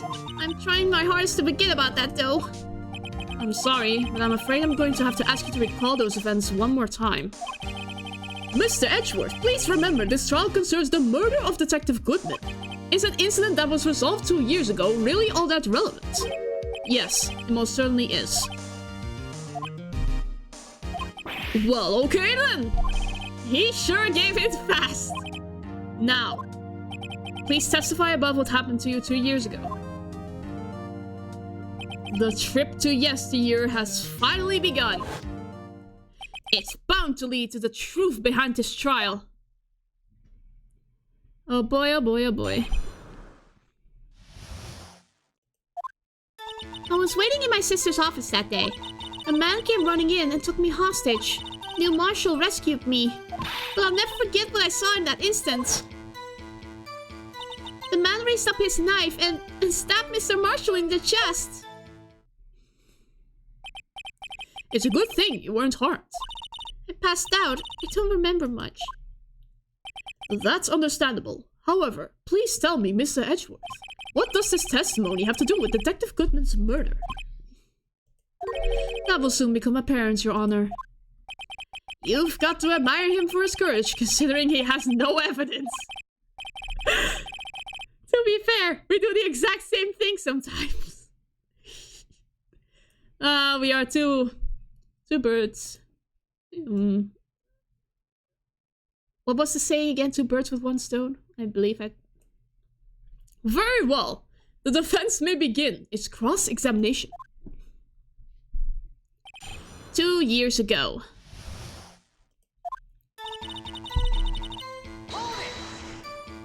Two years ago, the defendant was a detective at the police department, correct? Yes, she was second in command on the then Deputy Chief of Police Gant.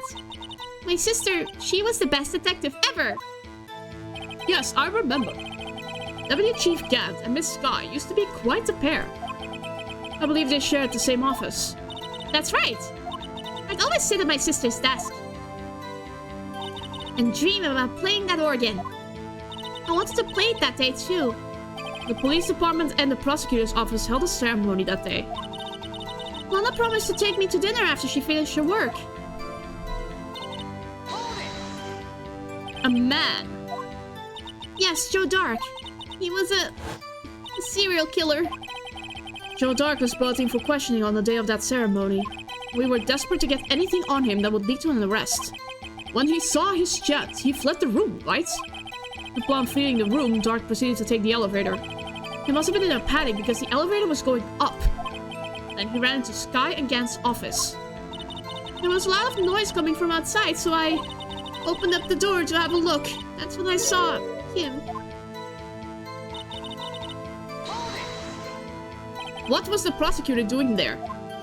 That day, there were 2 people present during Dark's questioning. Deputy Chief Damon Gant and Prosecutor Neil Marshall. Almost forgot about Gant. Neil Marshall had just received the King of Prosecutors Award. Young and dedicated, he went straight to the questioning room after the ceremony. I assume that would also be why he was the first to run after Dark. When Dark grabbed me, I thought I was as good as dead. And that's when Prosecutor Marshall came running in? I don't clearly remember what happened then, but... Can you tell us about that? Mr. Marshall jumped on Dark. Just then, the lights went out. The lights? It was just about this time of year. There was a terrible storm going on, and lightning struck nearby. So the electricity went out. Wait a minute. If it was pitch dark in that room, you shouldn't have been able to see anything, right? Right, but just then lightning flashed again outside. That sudden flash left an unforgettable image of the scene in my mind. I see. I told the detective about what I saw then. The detective? Yes, Detective Goodman. He was in charge of the case. Detective Bruce Goodman, the victim. Of course, hear more. So you spoke with Detective Goodman about this 2 years ago? Yes, that's what's so scary about this trial. And you told Detective Goodman about what you saw? Yes, but at this time, the words would just wouldn't come out. That's why I drew a picture. A picture? Yes, I think she mentioned that before. Well, Mr. Wright, have you heard enough? Ask about the picture. This picture the witness drew. I believe it has very important meaning. But the list of evidence I was given 2 years ago didn't contain a picture. Witness, would you state if we add this statement to your testimony? Yes, Your Honor.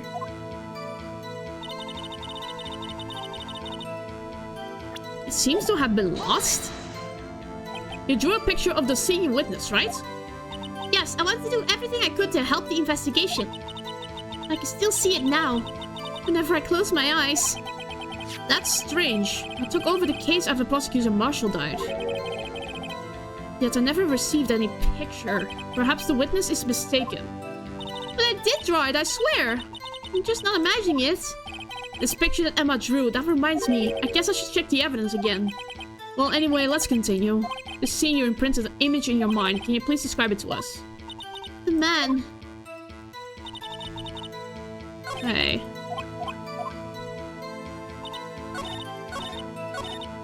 Okay. We need to find the picture in the new evidence what we have.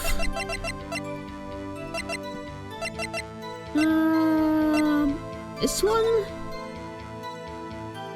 Oh my gosh! There it is! A picture is drawn on the back of the evidence list in magic marker. Got a very bad feeling about this. Yeah. I need to present this. Here we go! Mr. Edgeworth. This little girl put all her heart into drawing that picture. And yet you would insist on denying its existence? Huh? Hey, I'm not the bad guy. All I'm saying is that as the prosecutor for that case, I wasn't handed such a picture. That may well be, but that doesn't mean it doesn't exist. Behold! This is the evidence list for the SL9 incident. Please turn it over, Your Honor. Turn it over. Turn it... Ah! What's this? Yes, what is that? Hey, that's it! That's the picture I drew! Indeed, 2 men appear to be wrestling here. Thanks for the tip, Nehru. I forgot about that. What's the meaning of this? What are you doing with that list? Me? Only the prosecutor in charge should have access to that list. Huh? These lists, they're different from each other. What? It would appear, Mr. Edgeworth, that the evidence list you were handed 2 years ago was incomplete. These 2 lists fit together to form one. You can see the marks here where they were torn apart from each other. So you see, Mr. Edgeworth, it's quite obvious what happened. 2 years ago, only half of the evidence in that case ever reached you. What? What?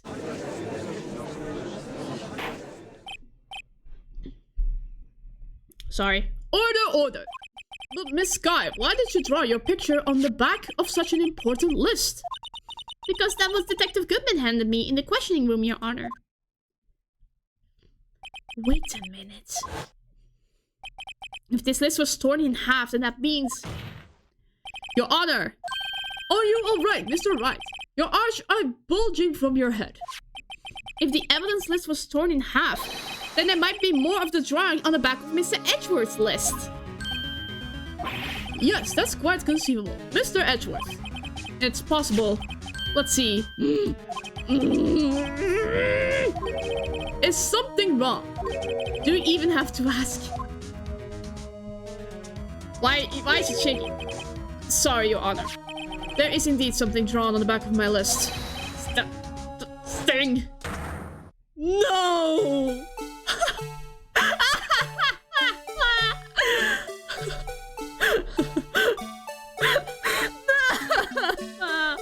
It's haunting us!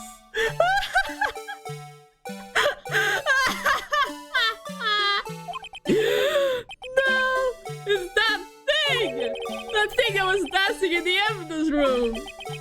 Clearly this act of vandalism is the work of certain chiefs of detectives. I guess it was out of scrap paper. Oh my gosh, stop the music, please. Very well, witness. Will you please testify about this picture you drew 2 years ago? Huh? Oh, yes, sir, Your Honor. What's wrong with Emma? She seemed to be thinking about something when she was looking at the picture.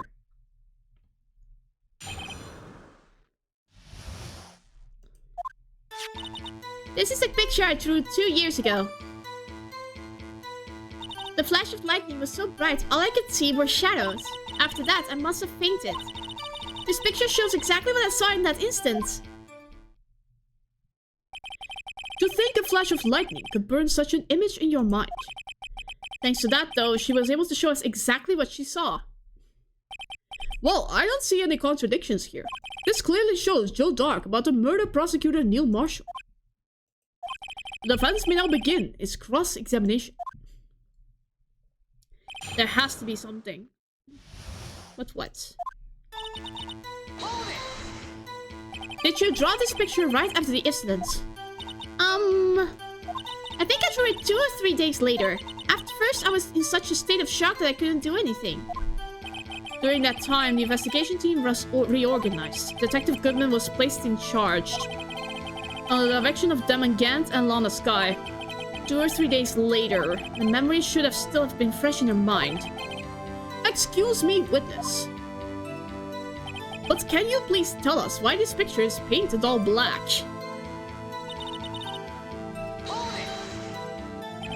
So at the time you didn't even know it was Mr. Marshall who had come to your rescue?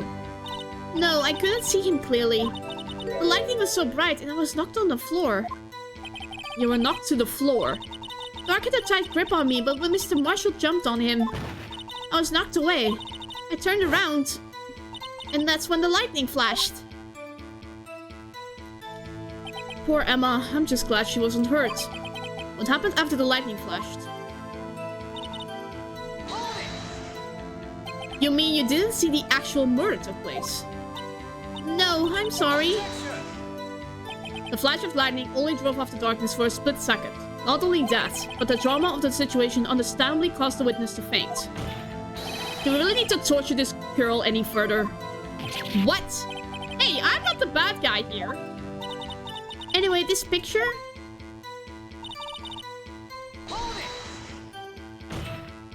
Sorry for asking so many times, but are you sure you drew exactly what you saw? Of course, this is the exact scene. Was it influenced in any way from your talks with the detective? Are you insinuating we somehow manipulated her memory, Mr. Wright? No, of course not. I better watch out, or he might find some way to cut my salary. I drew this picture before I heard anything from the detectives, so I don't think anyone's story would have influenced me. Mr. Wright, is there something that's bothering you about this picture? Huh? Oh, well... That's strange. She claims it is exactly the scene that was imprinted in her mind, and yet... There's clearly a contradiction here?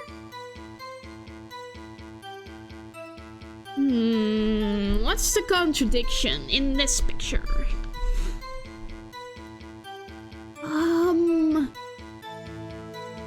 The weapon was flat. Wait, what? Weapon was flat.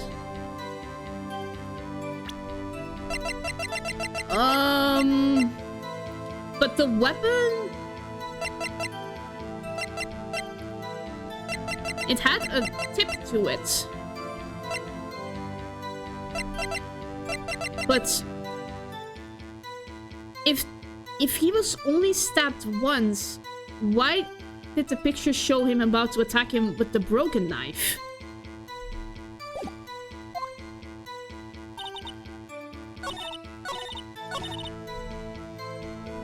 Wait, before I do anything, save. I think, it's a stretch, but I think if the knife was broken, why was he only stabbed? If he was stabbed once, why was the knife already flat? That was it! Yes! Oh my gosh! I am smart! Okay. I always am surprised at how smart I am. I need to stop. I already established I'm smart. I hate to be the bearer of bad news, but this picture the witness drew contains a blatant contradiction. What? But I still remember it just like it was yesterday. Mr. Wright, perhaps it would be faster if you simply pointed out this contradiction for us. What part of this picture contradicts the autopsy report? The knife with the flat surface. The contradiction, of course, lies here. Take a look at the knife the man is holding.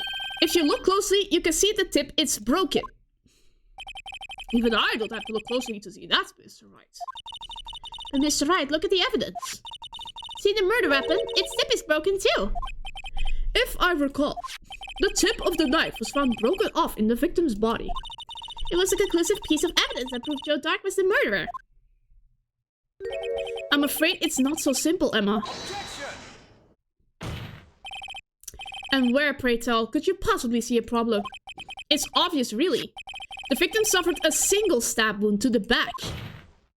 If the victim was only stabbed once, then the murder weapon should not yet be broken. What's the meaning of this? Perhaps the knife was broken beforehand. No, because it was found in the body. Sorry, but I'm afraid that's not possible. The tip of the knife was found inside the victim's body. If it was broken beforehand, it couldn't possibly wind up there. That's right, but what does this mean? The tip of the knife was undeniably discovered within the victim's body. The only possible explanation is the witness's memory is mistaken. That's why I asked her so many times if she was sure she remembered correctly. I believe you were annoyed at the time, but she was sure she remembered correctly. But there's no other way to explain this inconsistency. Not so fast, Mr. Edgeworth. There is another explanation. Have you forgotten already? About a little something called falsified evidence? You're treading on thin ice, right? All I'm saying is that this broken knife tip might be the piece of evidence that was forged. You can't deny the possibility. No. It is. It's falsified. No wonder it wasn't in my court record. Order, order, order. Are you saying the investigation really was corrupted? Your Honor, please allow me to once again go over the events that took place the day of the murder. The police department and the prosecutor's office were holding a ceremony that day. After receiving the King of Prosecutors Award at the ceremony, Neil Marshall questioned Joe Dark along with Damon Gant. During his questioning, Joe Dark fled the room. Prosecutor Marshall chased after him and was killed by Dark. It is my belief that somewhere in this story there is a lie. I'm not lying. The man really was holding up a broken knife. If that's true, then there's no other way around it. This could not have been the actual murder weapon. It must have been another broken knife. What are the chances of there being 2 broken knives? Another broken knife beside Joe Dark's. There have been 1. There has to have been another one. If the witness is this adamant about the accuracy of what she saw, it can't just be explained away by a simple observational error. Mr. Wright. In that instant, Emma really did see a broken knife. I assume, then, that you have some information about this other broken knife. If so, please feel free to enlighten us. The murder weapon was already broken prior to the murder. There's only one way. Take a look at this. Here's the real murder weapon. Oh, no.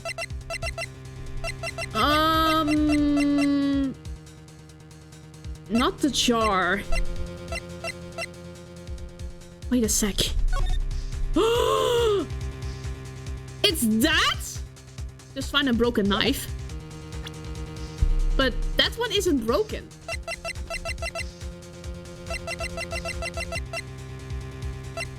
And that one isn't broken either.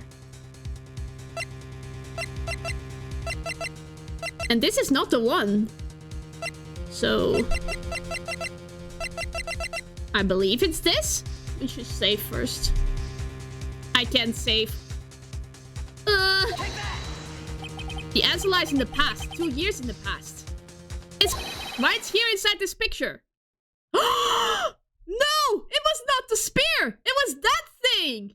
Oh my god! Oh my gosh! That was a coincidence. That wasn't being smart. But it worked! This is a picture of the award ceremony. What is it, Mr. Edgeworth? It's the broken murder weapon. Notice the award Prosecutor Marshall is holding. That's a broken knife. As we earlier concluded, the knife in the drawing was not Joe Dark's knife. That being the case, the knife the witness saw was in all likelihood from this award. Order, order, order. Neil Marshall was awarded King of Prosecutors that day. As a reward, he was given the shield from and the knife. When he chased after Joe Dark, he pulled out his knife. Being a prosecutor, he did not carry a pistol. This broken knife was the only weapon he had in this dangerous situation. But that can't be. Oh, and why not, Mr. Edgeworth? Because if the King of Prosecutors Award knife was the murder weapon, then the murderer and the victim would be reversed. What do you mean? I mean, this man raising a knife would have been Prosecutor Neil Marshall. Oh. Oh! But the prosecutor was the one who actually died. That's true. What's going on here? It seems Mr. Wright has been a bit too eager to jump to conclusions. What? Who is it? Wait! I remember now! I remember everything! Witness? Mr. Edgeworth! What is it? Could you show me your evidence list again, please? His list? The one with that picture scribbled on the back. So it was important. I knew it. This picture... I'm the one who drew it. What? You drew that? That's right. The list wasn't torn in half at the time I drew this picture.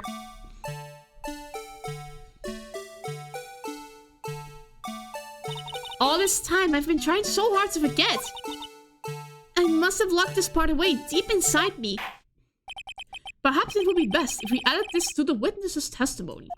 Would you please tell us what you've recalled, Miss Guy? Yes, Your Honor. First the knife mix-up, now the blue badger? This should be interesting. Oh boy. When I saw that man raise his knife, I panicked and rushed towards both of them. I think I knocked away that man with the knife. Just then there was another flash of lightning, and that's when I saw the blue badger. He wasn't in the room, but I'm sure I saw his shadow. This is certainly most unusual. Try impossible. The chief of detectives hadn't even designed him until this year. That would mean he didn't even exist 2 years ago. Yes, well, the defense may now begin its cross-examination. Stop, please. Don't pursue this any further. Lana, what's the meaning of this? Please remain seated in the defendant's chair. But you can't do this. I've already confessed to the crime. Why can't you just leave it at that? Chief Prosecutor Sky, you've already come this far. It's too late to turn back. Silence! The defense will now begin its cross-examination. Bailiff, please detain the defendant. Seems we're finally getting to the core of the matter. With the blue badger of all things.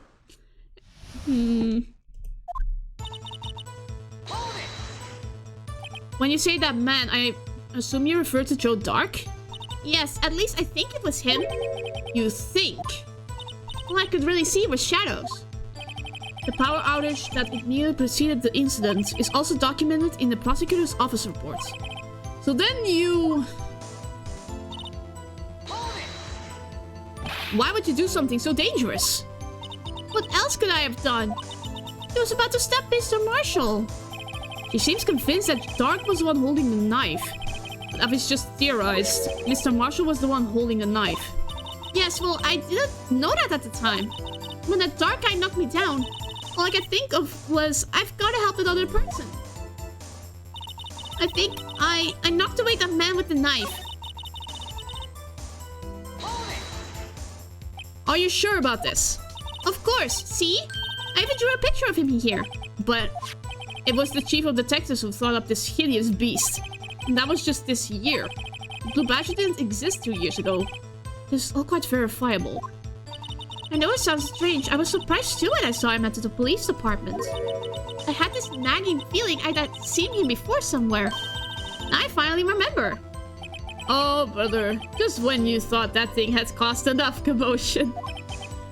Tell us, where in the room did you see him dancing? He wasn't in the room. His shadow. So you mean you didn't actually see his face with his winning smile and all? That's right, but I still remember it. He had 3 creepy horns. This is pointless. That thing could have possibly existed 2 years ago. The witness must be mistaken.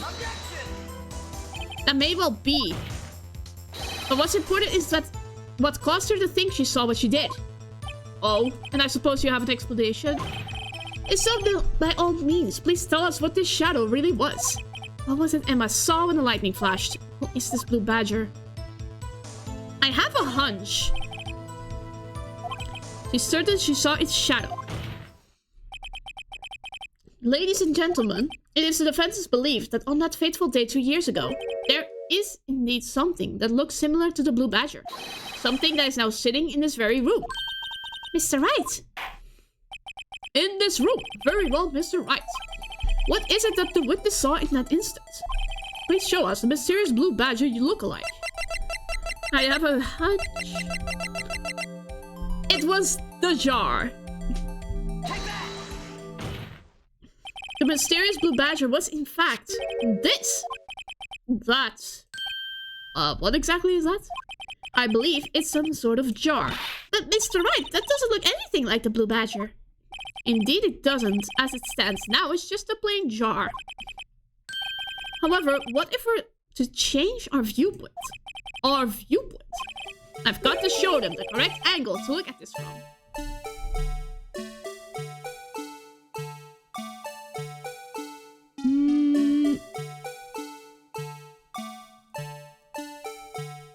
Turn it around like this.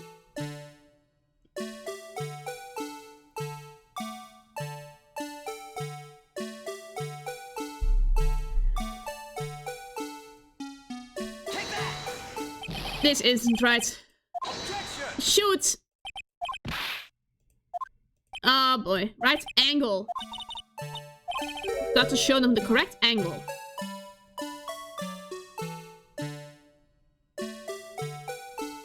Finicky indeed.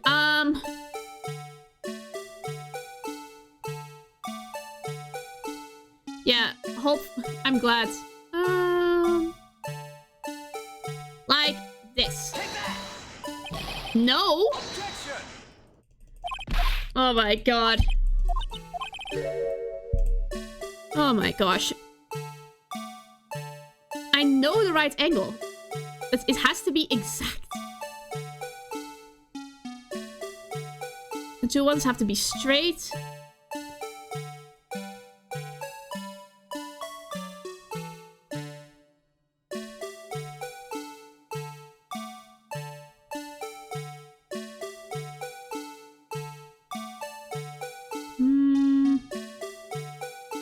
Like this? No! Ah.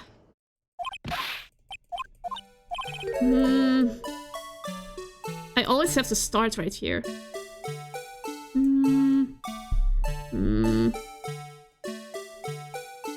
Also with this music hurts my soul. Wait a sec, there are buttons I can do to turn it better, maybe?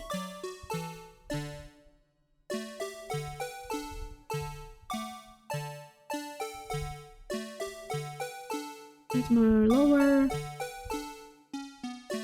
Okay.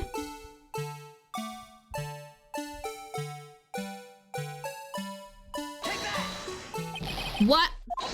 I swear. I am so mad. It's like the video all over again.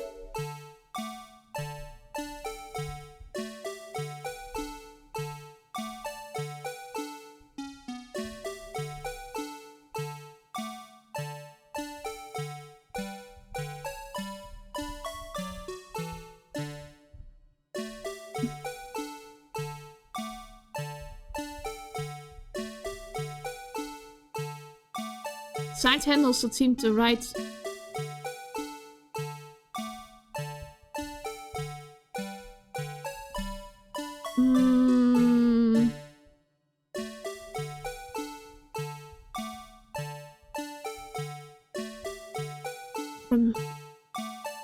Maybe from upside down? Silhouette would look... Third handle in the front.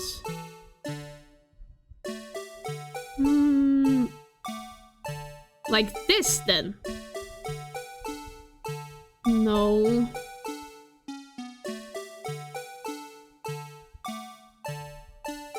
Oh my gosh. This jar is wasting so much time. What is it? Oops! Nope, that wasn't right. Whoops! Pressed the wrong. Ah. Yeah, I'm lucky that didn't deduce points, but from the foot. But I think the foot is... The top one is the third handle.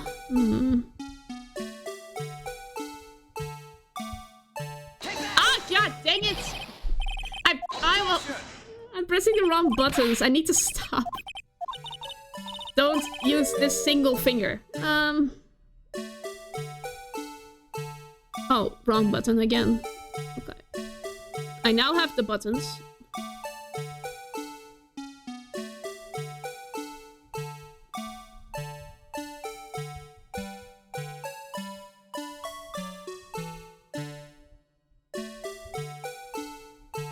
Oops. No. I'm making it... I know it's right, but...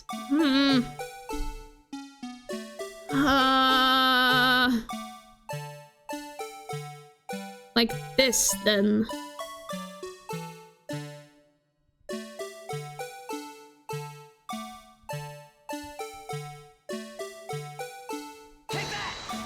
No.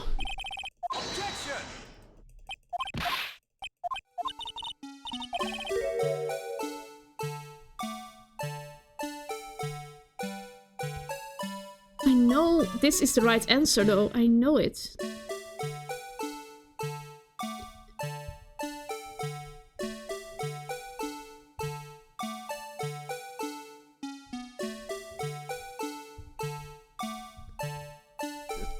Yeah, you see these 3 points. 1, 2, 3. It has to be this one. I just have to do it exactly as they want me to, but it's difficult. Come on, be in the center. Like this? No, come on!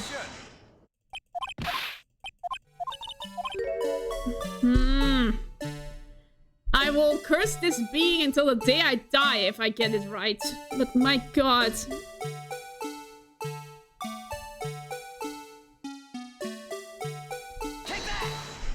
Yes! Finally!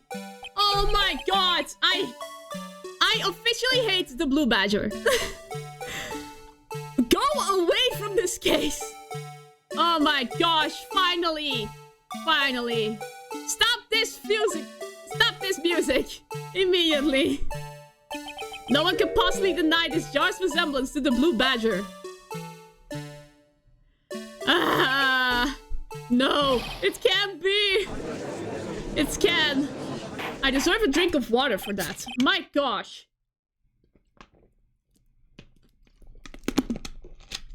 Oh man!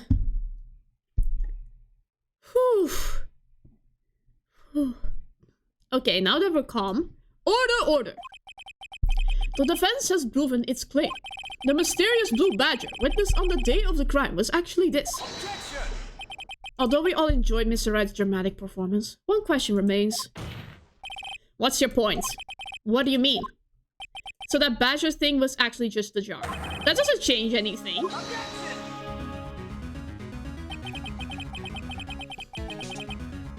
Really? There's a latent crossover? Cool. But that's actually more puzzles than it's worth. I hope... Maybe I can play that in the future too. I'm afraid that's where you're wrong, Mr. Edgeworth. You see... This changes everything. Indeed? Very well then. Please tell us. What's different now that we know the witness saw this jar? The location. Allow me to take these in turn. At the moment of the murder, the witness saw this jar. At a very specific angle, I might add, Mr. Wright. Yes, well, knowing this, where could she have seen this jar?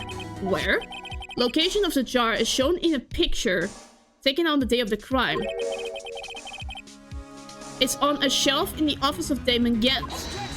Gent's side of the office, yes! But the body was found lying near Lana Sky's desk.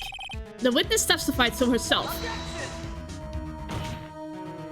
Yes, and that is those two facts that reveal what actually transpired. You see, the struggle between Dark and Marshall did not take place in Lana Sky's office. It happened on the other side of the room in Chief Gant's office. Are you implying the murderer moved the victim's body from Damon Gant's office to Lana Sky's office? Yes. Why would he do that? There's no reason. Exactly. If there was a reason, he wouldn't have gone through the trouble. The only logical conclusion is that there was a reason. Do you know what that reason was, Mr. Wright? Finally figured it out. So this is why Lana tried to stop the trial. It's too late to quit now, though. Please recall the witness's testimony. She said she knocked away the man who was holding up the knife. In the next instant, the jar was hit and flew through the air. Now tell me, what could have sent the jar flying? There would have to have been the impact the man made when he was knocked into the wall. Ladies and gentlemen, if I may draw your attention to this picture once more. If the man was knocked in the direction of the shelf the jar was sitting on, what would he have hit? Ah! The suit of armor, holding a very sharp and dangerous looking sword. I was right about the spear! I was right about the spear! I'm too smart for this game. It was the spear after all. Oh my gosh. Yes. And since the man who was knocked into the armor was carrying a broken knife, he would have had to have been Neil Marshall, wielding the King of Prosecutors trophy. No, Mr. Wright, you can't be thinking. Yes, there is another possibility of what actually transpired in that room. Another possibility? Of course the perpetrator would have had no idea, but nevertheless. I don't know if I can go through with this. Mr. Wright, what is the matter? If events took place as the defense theorizes, then the outcome is obvious. In that moment, assuming the man Emma Sky knocked away was actually Prosecutor Neil Marshall. Oh my gosh! No! Emma pushed him into the... No! Oh my gosh!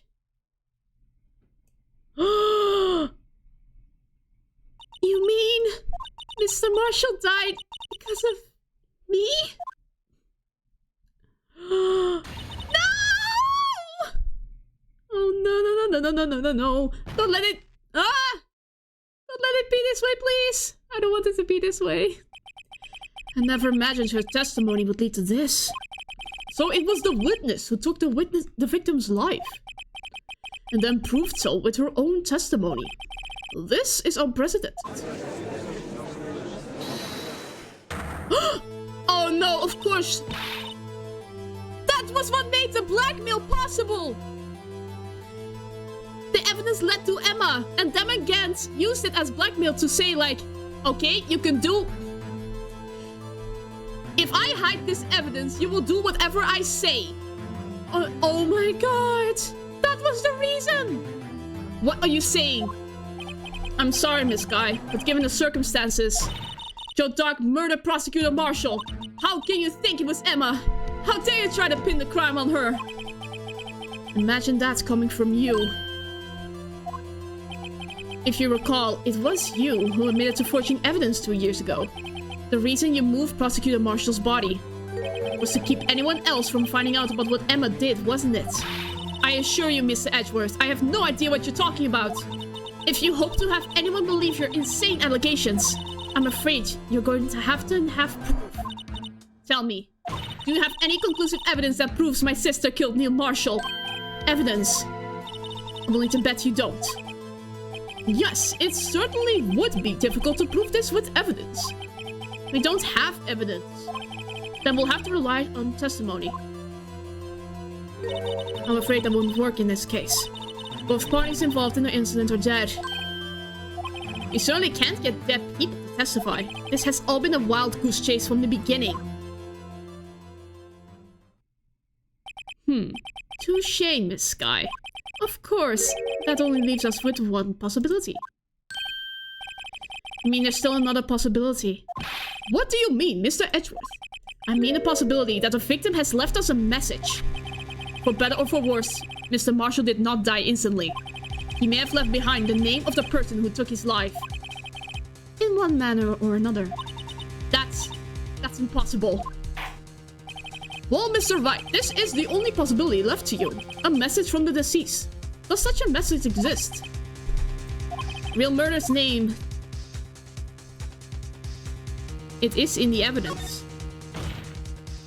This message from the deceased is already in our possession. Mr. Wright, will you stop at nothing to prove my sister a murderer? Do not be mistaken, Miss Sky. Our purpose is not to accuse Emma of any crime. There's only one thing we seek. The truth. No matter how painful it may be. Now then, Mr. Wright, please show us the piece of evidence. It has to have been the blood on this jar. This is the message left by the deceased. This is that blue badger from before, right? Oh, is he going to just speak the killer's name? If that thing could, I'm sure it would. Looks like everyone's forgotten this is just a jar. A message was left here, on the surface of this jar. What do you mean? If you look closely, you can see a faint trail of blood on this jar. It looks like someone wiped the blood away. Yes, but notice, for some reason, the blood on some of the fragments was not wiped away. Yes, there is a line here, drawn in blood. So what you're saying is these dots were once lines. Prosecutor Marshall did not die instantly. He used the few precious moments left to him to leave behind a message. One that someone apparently wiped away. The blood must have seeped into the jar where the lines changed directions. Precisely so. All we need to do is connect these points, and the victim's message will become apparent. No. Mr. Wright, what kind of message did the victim leave for us? Your Honor, I believe these bloodstains will reveal us the answer. Got to connect these dots. There's only one thing in the thing of this murderer's name. Okay, so I can immediately connect these ones and these ones. Okay. How do I... Okay, like this. And like this. Oh, no. I see where this is going.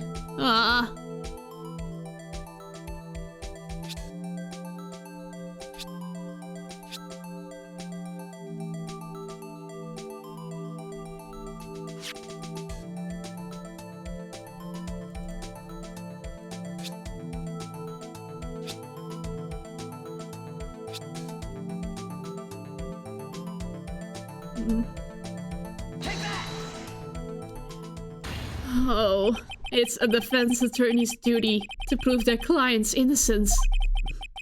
That's why all I've been thinking about is saving Lana. After all my efforts, I never thought it would turn out like this. Emma. Emma. So this is the final message Prosecutor Marshall left behind. Yes, indeed.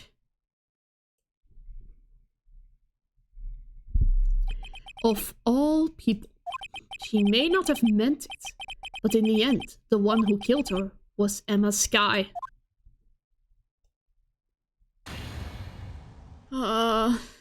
This is not good. Seaworthy, can't say I didn't warn you. Are you? Of course, you're going to come in this moment of our weakness. Chief Gant. Do you understand the implications of what you've done? What? What are you talking about? 2 years ago, Jadok was sentenced to death. He was convicted because of his final murder. I believe. You were the prosecutor in the case, were you not? Yes, Worthy. Because of you, an innocent man was sentenced to death. Not only that, but you used forged evidence to ensure his conviction.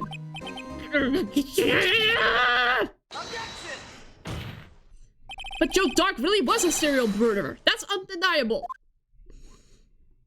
But that's not what happened here. I'm afraid that's not important.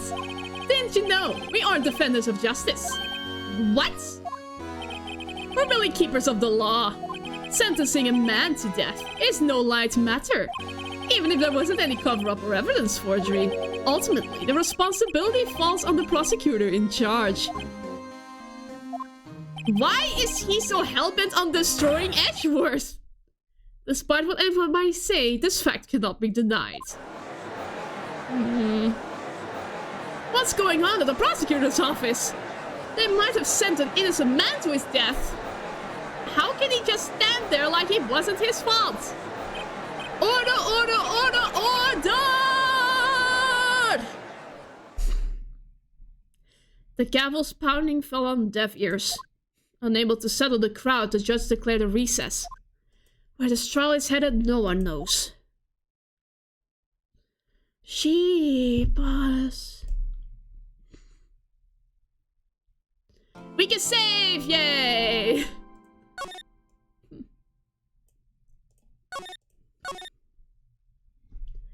Oh well. I will take a sip of water.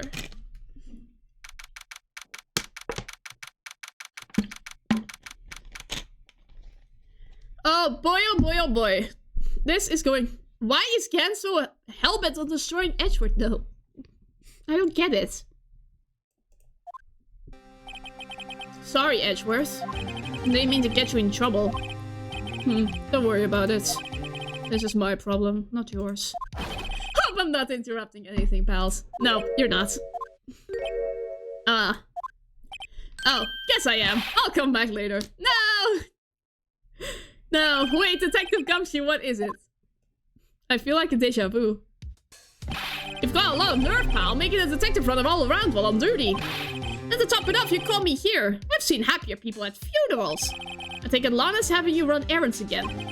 Let me tell you, this is the last time, pal. Here, he asked me to give this to you if there was a break in today's trial. Evidence law? Edward was talking about this just the other day. You must know the 2 rules of evidence law. Rule 1. No evidence shall be shown without approval from the police department.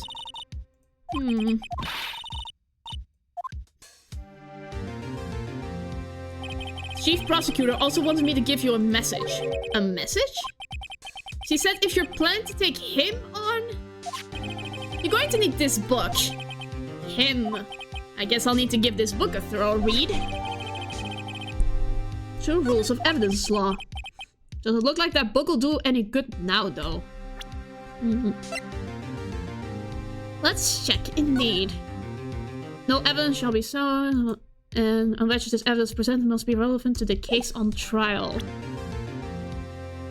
Okay. All that's left now is the Chief Prosecutor's sentence. That's where you're wrong, Detective. Huh? Haven't you figured it out yet? Why I'm still sitting in that prosecutor's seat? Despite all these allegations being thrown at me. Mr. Edgeworth. The real trial today hasn't begun yet. What? What else is there left to do? Your credibility's been all but ruined with this forged evidence you were unaware of. Emma Sky found out she's unwittingly caused a man's death. And now you're telling me you want to do more? You've got to be kidding me, pal! You're missing the point, Detective. Lana didn't murder Detective Goodman. She merely struck a knife into his dead body. That means the real killer is still out there.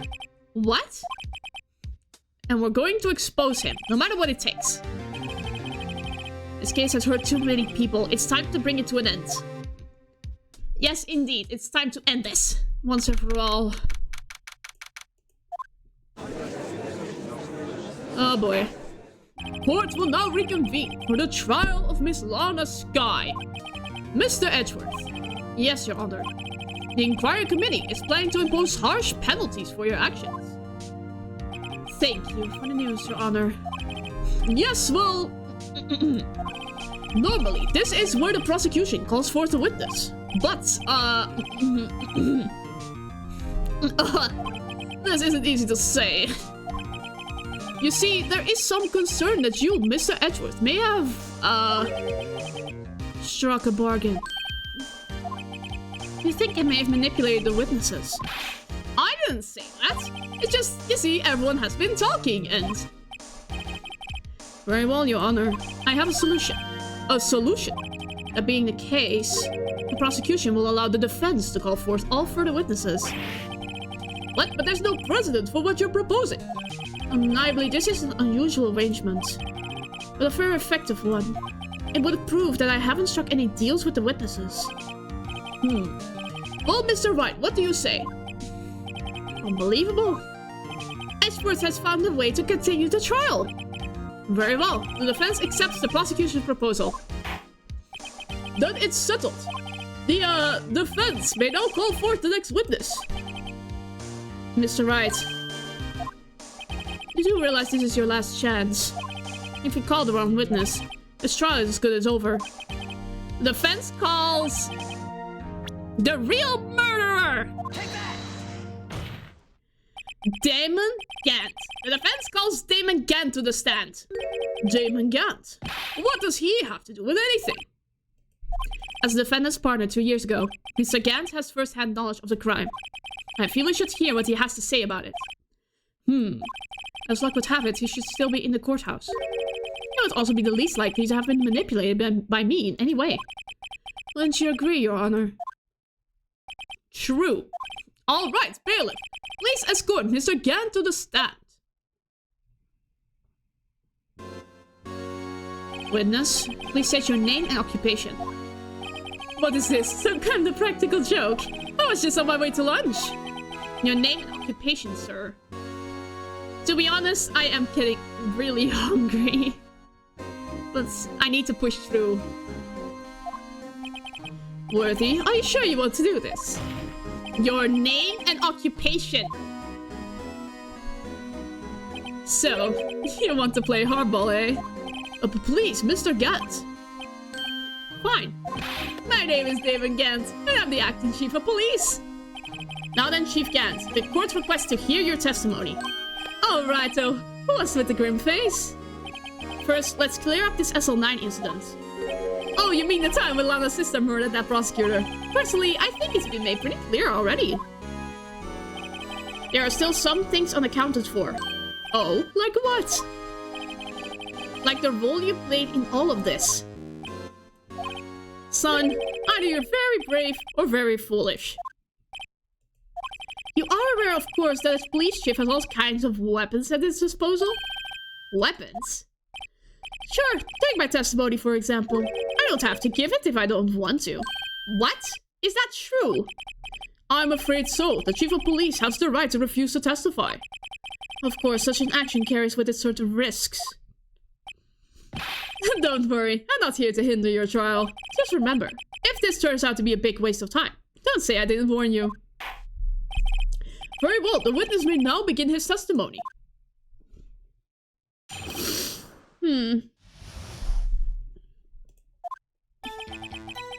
As I recall, Neil and I were questioning that day. To make a long story short, we slipped up.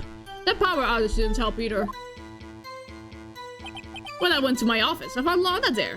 Apparently she had already arranged the crime scene. As you can see, I had nothing to do with the forgery. Is that when Dark was arrested? Him? He was lying on the floor unconscious. Yeah, I need to save after this. When Emma sent Neil flying, it seems Dark bumped his head. I see. Everything seems pretty clear-cut. If the police chief has the right to refuse to testify, then I'd better hit him hard and fast.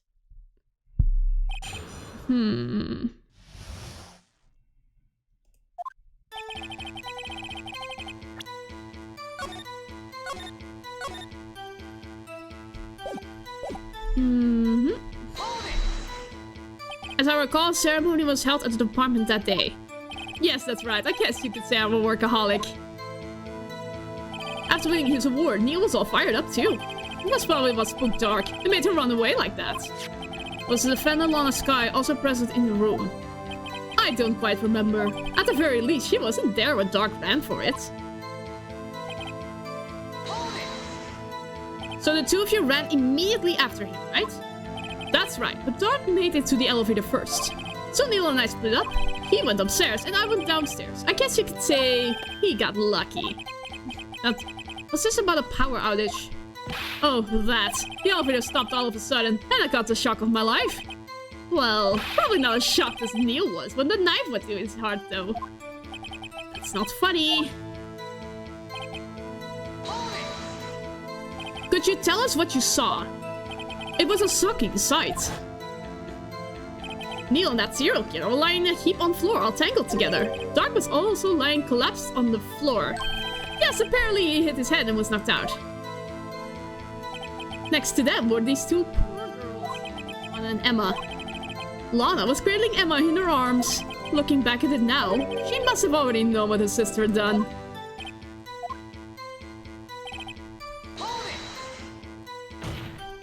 How can you know that? Because of the victim's body, it had already been moved. So that means you found the body near Lana's desk. That's right. I think you said earlier, it was my suit of armor that really stabbed the prosecutor? Yes. Anyway. So you're saying that the forgery had already taken place by the time you arrived at your office? That's exactly what I'm saying. I can understand how Lana must have felt. But moving a body and hiding evidence are inexcusable no matter what the circumstances. Is that how it really went down? Staring at the witness won't do you any good, Mr. Wright. If you're going to stare at anything, you'd be better off staring at the court record. Worthy, always a smooth talker. Which piece of evidence ties Gant to the forgery? Well, I did admit to forging evidence, but it can't be the whole truth.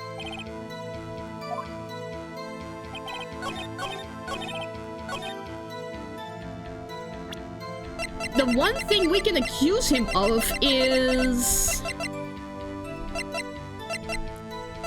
he had the piece of jar... Yes! Yes! He had... We are gonna talk about the safe. Okay, you claim you had nothing to do with the forgery.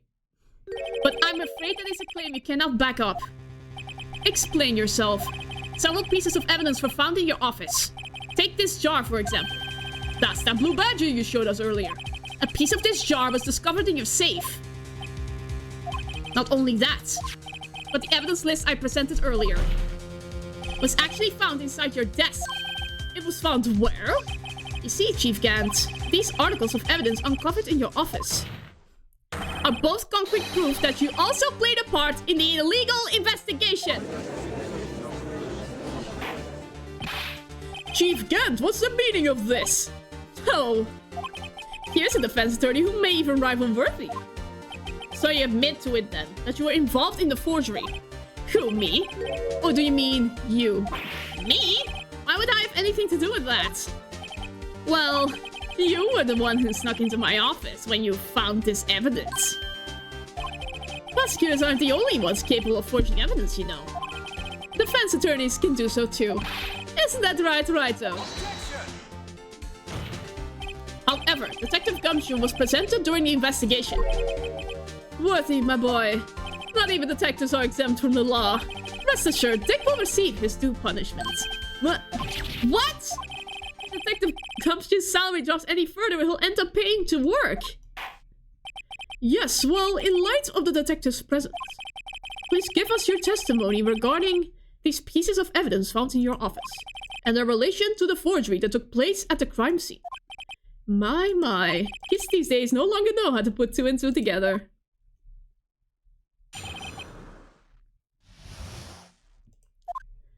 Let's see, what was now? A jar fragment and a list. Right, no, you could have planted them in my office. Anyway, you can't prove when those pieces of evidence were uncovered. If they were found after Dark was convicted, then they're worthless. There's no reason I participated in a forgery.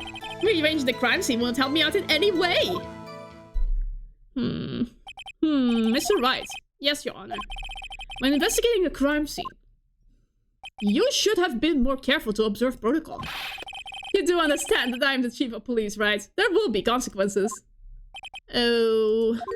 Indeed, I believe I will press charges, so you won't make the same mistake again. My apologies, Chief, but would you mind waiting until tomorrow for that? Today is, well, you know. Alright, Aji. He returned, though. I know. That place, right? What are they talking about? Huh? What are these guys telepathic? Okay, sus.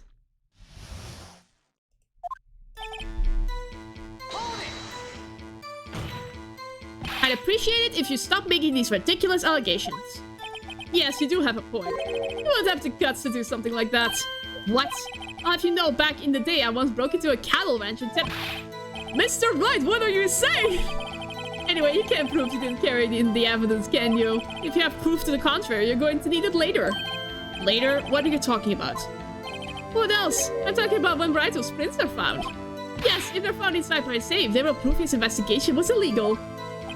I never faced anyone as slimy as this guy.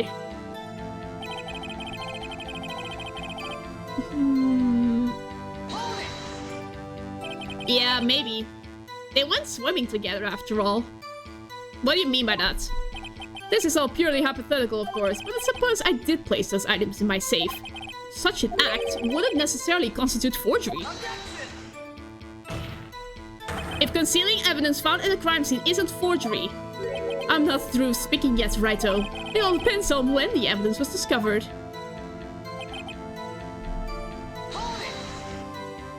Are you saying this jar fragment wasn't discovered in the initial investigation? It would appear not. After all, it wasn't listed in the evidence list. For all we know, it could have suddenly materialized the day after Dark was sentenced. And wouldn't that be convenient? Indeed. Right. The chief is talking about a possibility. So long as you can't rule that out, your remarks, however clever they may be, will only succeed in wasting time. Tell me something I don't know. Come now, Raito. Think about it.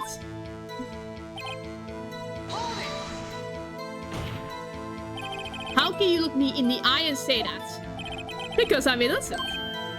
Remember, who was it that murdered Neil? I'm not sure I care for the word murder here, but in the end, the person responsible for Mr. Marshall's unfortunate demise was Emma Skye. Well, now do you see. Really, Chief Gant? At the very least, there is one very large benefit you've reaped from all this. Oh, I wasn't aware. What is this? That would of course be the position you have. Chief of Police? Oh. The resolution of the SL9 incident secured your promotion to Chief. That in itself is insufficient motive. Ho ho ho ho. Oh, that's a good one. Huh? Do you really think I'm that incompetent? What do you mean? Even without that case, I was already in line to become the next chief. The resolution of the SL9 merely sped up the inevitable a little. Is that true, Edgeworth? Yes. He was going to be made chief anyway. Be careful when pointing that finger. I might wind up being the one pointed at. So that means there's only one possible motivation for you to commit forgery. If you didn't do it for yourself, then you did it for someone else. For Lana. Don't be silly, Worthy. You know me better than that. There are only 3 people I look out for. Me, myself, and I. There, it's out in the open now. Aji, would you mind if I change my testimony a little? By all means, please do.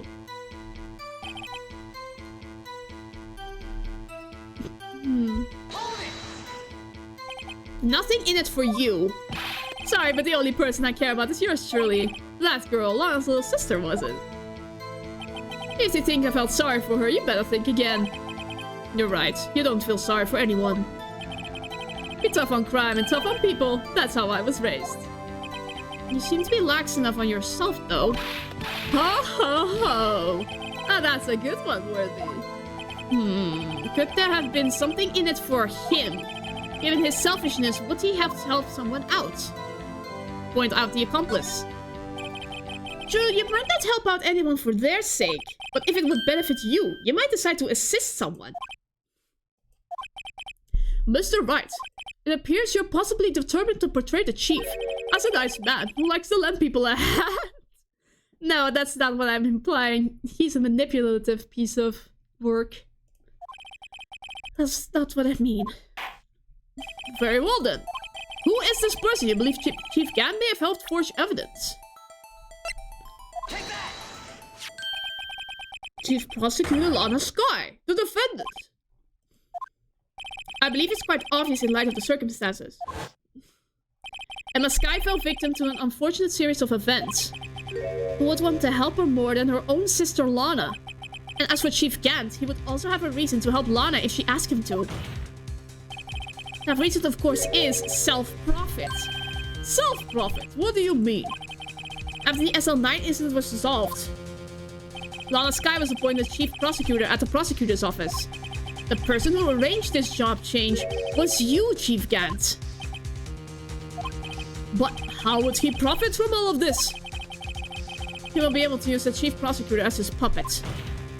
Essentially, he will acquire unchecked authority over all investigations. You mean to tell me that despite this chief's formidable appearance, he plays with puppets?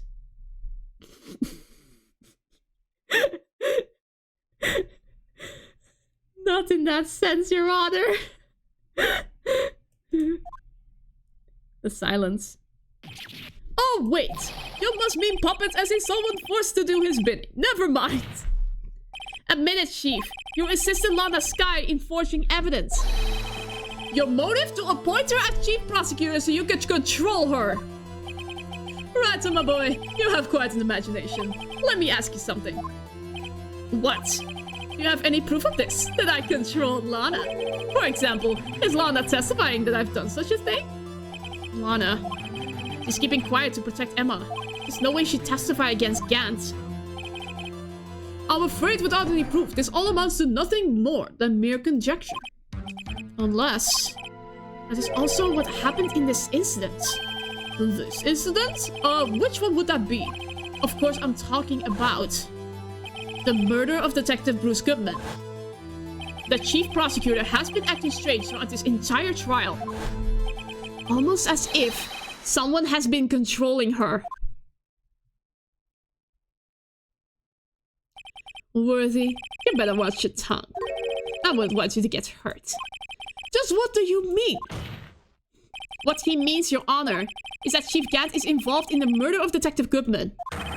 Not only that, but the chief is now making Lana take the rap to cover up his involvement. What?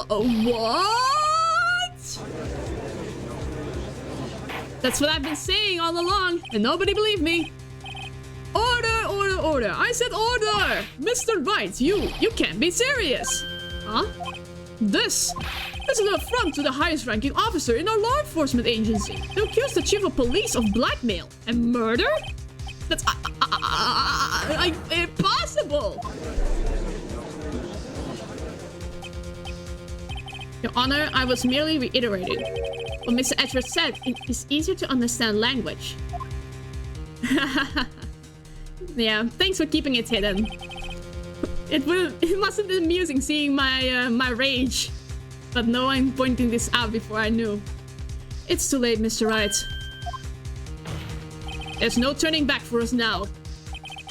Looks like he's the one who's decided to go through with this. Can you prove this, Mr. Wright, that the chief, a high-ranking officer of the law, is involved in this murder? Good question.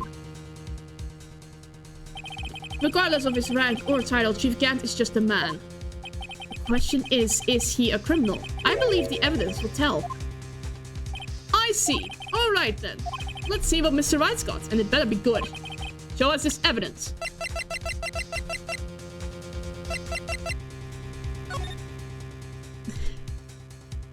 It's gonna be revealed once and for all. This is the ID card list. Yes, the one that shows who entered the evidence room on the day of the crime. There was one ID on the list we couldn't determine the owner of yesterday. 7 times 7. Sorry, but there's no way you can prove that's my card number. It's your number. What? How do you know that? The safe in Chief Gant's office required a code to open. A 7-digit code. 7 digits? You don't mean? I'm afraid so, Your Honor. The code was 7 times 7. The same as the remaining ID card number on that list. Chief Gant, you entered the evidence room on the day of the crime! Order, order! Chief Gant, what do you have to say? Nothing. The defense's search of my office was a violation of regulations. And will demand Mr. Wright be punished to the maximum extent of the law. But right now, this court demands an explanation from you about the use of this ID card. Chief Gant, so you admit it. You entered the evidence room on the day of the crime? What about it? I'm chief of police. What is the evidence room or the bathroom? What's the difference? I can go anywhere I want. Tell me. When you entered the room, were you alone?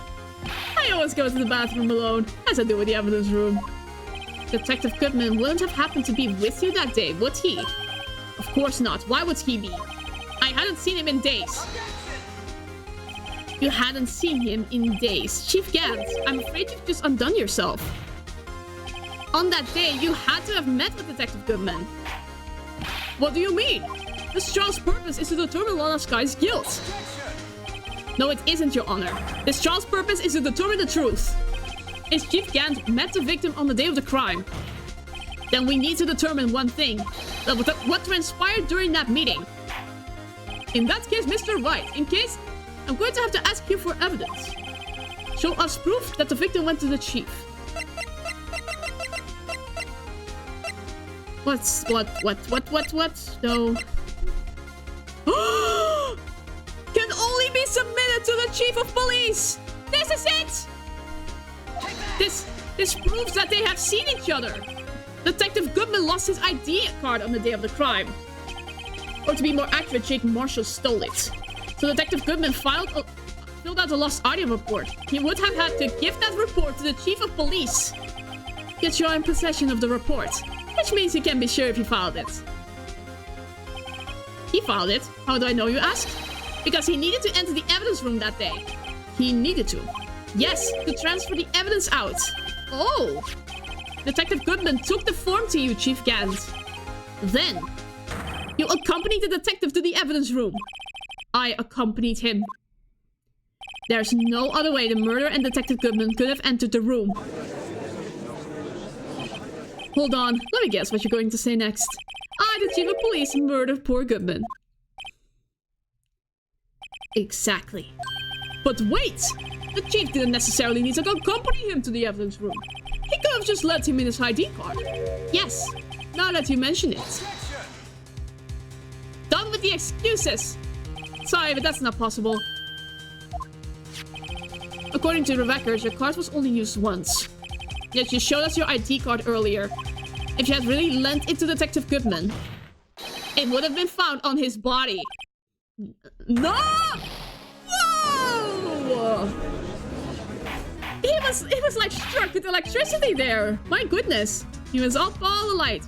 Chief Gant, you didn't. The true betrayal right here. The murder was most likely a spur-of-the-moment crime, for no one in their right mind would choose a police department as a place to commit murder. After the murder, you contacted Lana at the prosecutor's office. Why? To dispose of Detective Goodman's body, of course. You're forgetting, Mr. Wright, that the victim's body was discovered in the prosecutor's office parking lot. How did he manage to move it there? I was at the police department the entire day, you know. And everyone's aware that Lana stayed at the prosecutor's office after the ceremony. Everyone except me, it seems. Still, you're the chief of police.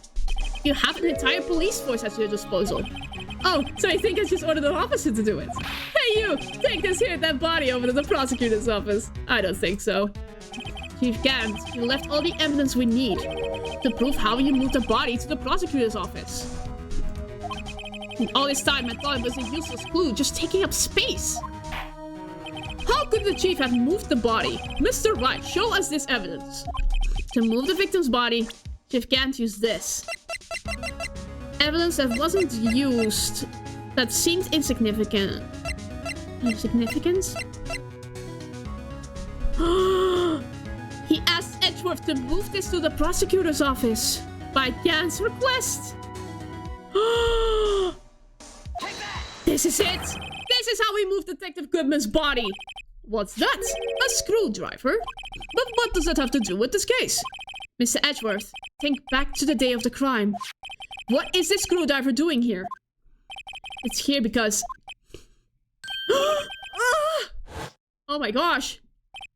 I was asked to go by Chief Gant, no less. He told me he wanted me to keep it here in the prosecutor's office. In any case, on the day of the stabbings, I brought this back here. You were deceived all along, Edgeworth. After the ceremony ended that day, I didn't plan to return to the prosecutor's office. But you did, because Chief Gant asked you to. You mean I... The body was found in the trunk of Mr. Edgeworth's car. I think it's obvious what happened. The body was moved by that car! Yeah, he has the worst luck ever. My gosh. Detective Goodman's body was carried out in the trunk of Mr. Edgeworth's car. Yes, unless of course you have another explanation, Chief. Why else would you have asked Mr. Edgeworth to transport evidence from a closed case? There's only one plausible explanation. To transport the body to your accomplice, Miss Lana Skye. Order. What's going on here? Is there no room for rebuttal against the defense's outrageous accusations? Think back to the photograph Miss Starr took at the prosecutor's office. This was not a photo of the body being stuffed in the trunk to be taken away. It was exactly the opposite. It is a photo of the body being taken from the trunk. Chief Gant, please say something. I believe... your time's up. My time's up? Sorry, Raito, but I'm having lunch with the District Attorney General after this. We have to get going if we're going to make it in time for the early bird special. No way! But the cross-examination isn't finished yet. Remember what I told you earlier? The police chief has all kinds of weapons at his disposal. Weapons? Like the right to refuse to testify. I'm invoking that right now. What? This is not the right to be casually invoked. There are certain risks to being considered. So you're going to just run away after all this? Run away? Don't make me laugh, Worthy. I stabbed old Goodman. That's what you're saying, right? But if you had any conclusive evidence, you would have presented it by now. Well, You think I had Lana dispose of the body? If so, then show your proof and get it over with. I'll say it again, Mr. Wright. Damon Gant is the current chief of police. This court will not tolerate any accusations against him without any concrete proof. Well, Mr. Wright, Your Honor, do you have any concrete proof? Proof that Chief Gant murdered Detective Goodman and made Miss Sky dispose of the body. I don't think I have evidence for that specific one. It's no use showing evidence. I'm not even sure of myself. Exactly. No, Your Honor. At present, I have no conclusive evidence. See, Aji. In that case, this court is forced to penalize you for your allegations against the chief. What? Yes, Tip. Never gamble what you can't afford to lose, righto. It seems that Lady Luck was on my side again today. Okay, Aji. I'll leave the rest to you. No, no! Don't let this be the end. Don't let this be the end. I warned you earlier, Mr. Wright. This is an affront to a senior officer in our nation's law enforcement agency. No! What? Lady Luck. Maybe you should have a word with her. Mr. Edgeworth, what do you mean? There's one lady who knows the real truth behind this trial. We haven't had yet the honor of hearing her testimony. A lady who knows the truth. Another witness. In the absence of conclusive evidence, the only other method of proof is testimony. Chief Gant has invoked his right to refuse to testify. There's still someone else. One more witness who can answer all the questions raised in this trial. Someone right in this very room. Mr. Edgeworth, who is this person? Why are you asking me, Your Honor? Have you forgotten? The defense is the one calling witnesses today. Mr. Wright, does one such witness exist? He may not be willing to tell the truth, but can't you stop now? Yes, Your Honor. The defense calls forth Lana Sky. The defendant? Miss Lana Sky. She was in the underground parking lot at 5:15 on February 21st. Her task to dispose of the victim's body. In accordance with a certain someone's orders. Mr. Edgeworth. Prosecution has no objections, Your Honor. Very well, the court will now take its final recess for the day. In 15 minutes, we will reconvene to hear the defendant's testimony. This court is now in Hold on. Hold on, what? Huh? Chief Gant, I thought you were going to eat. Listen good, Lana. He's talking to Lana. I don't think you need me to tell you this, but if you accept Mr. Wright's claims, there will be terrible consequences. That's right. Your sister will be found guilty for Neil Marshall's murder. This isn't good. Of course, he'd never support such outrageous claims anyway, right? Just something to think about. Alright then, I've got a lunch date to meet. I'm hungry. This man is making me hungry. I hate it. Okay, if there aren't other further objections, this court is now in recess. Okay.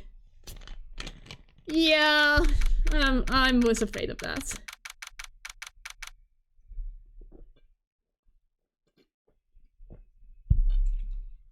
Oh, my hands are shaking. I think my body is saying you need to eat. But it's too late now. Looks like we managed to stay in the game. Yeah, thanks to your help, Edgeworth. That chief. He's something else, eh, pals? Detective Gumshoe! Hahaha, I'm not a detective anymore. Oh yeah, sorry about that. Oh, don't worry, I've already decided where to work now. At your office! My office? Oh my gosh, that is so sweet! Oh, wait a sec, I don't think I can afford a salary. Whoops. Sure! I'll take the place of that top-nutted girl you used to work with. Could he mean... Maya? So, looks like we're all out of moves now.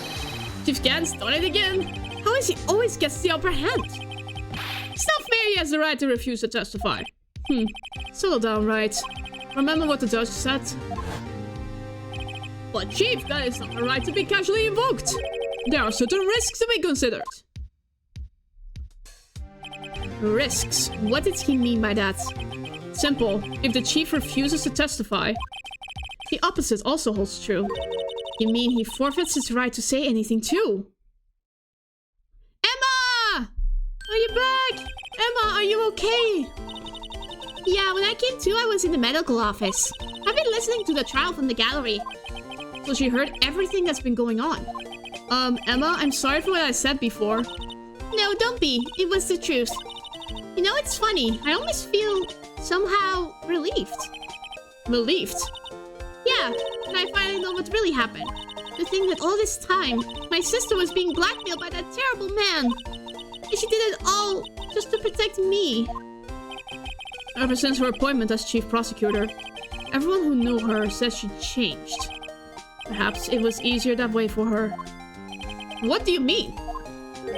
What do you think I mean? To follow Chief Gant's orders. She must have shut herself up deep inside. To force herself to do anything and everything the Chief told her to do. That must be why she became so cold. It was all my fault. It's all because I murdered Mr. Marshall. Hey, don't go blaming yourself now. If you want to blame anyone, blame society, pal. Chief Gant may be able to fool everyone else with his forgery, but he can't fool my memory. I remember now, I knocked Mr. Marshall into that armor. I see. Well, we better get back. It's time for the final act. Emma, why don't you wait here? No, I'm going with you. I want to be there when Lana tells the truth. Let's go, right? It's time to end this. It's time to bring the orange man down!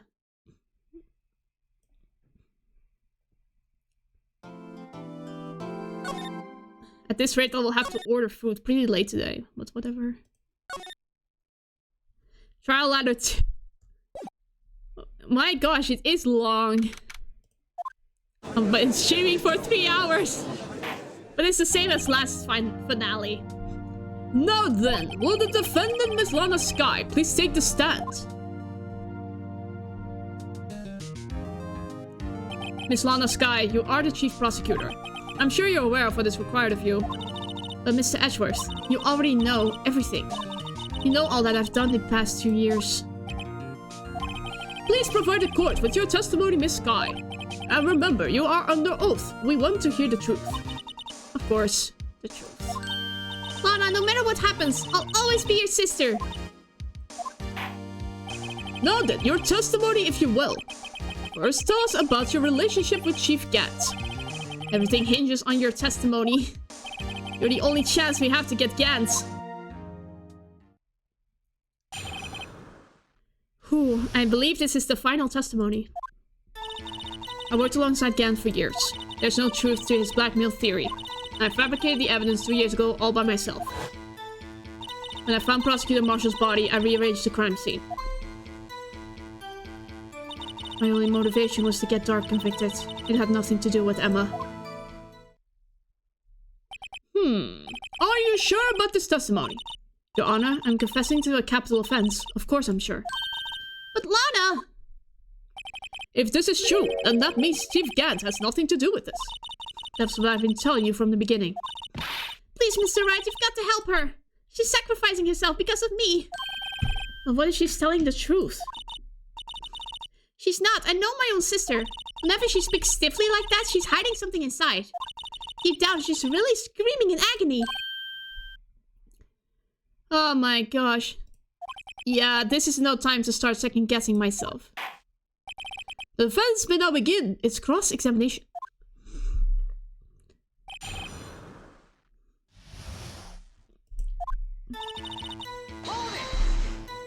How many years exactly? Ever since I made senior detective. Let's see, I was 24 then, so that would have been 5 years. Detective Gant and Detective Sky were legendary partners. I personally saw them testify in numerous cases. She must have been good coming from the same school as Mia. Damon Gant was a respectable detective. That's why... But think about it, Miss Sky. You didn't murder Detective Goodman. You told me as much yesterday in jail. You still don't get it, do you, Mr. Wright? Any testimony you cannot present in court is as useless as idle gossip. I stabbed Detective Goodman with a knife. And... Did you do so to help your sister? Joe Dark was a serial killer. My sister also almost became his last victim that day. And didn't want that incident to ruin her life. But what she did was justifiable self-defense. She wouldn't have been charged with anything. That's not the point. She was traumatized that day, all because of that creep.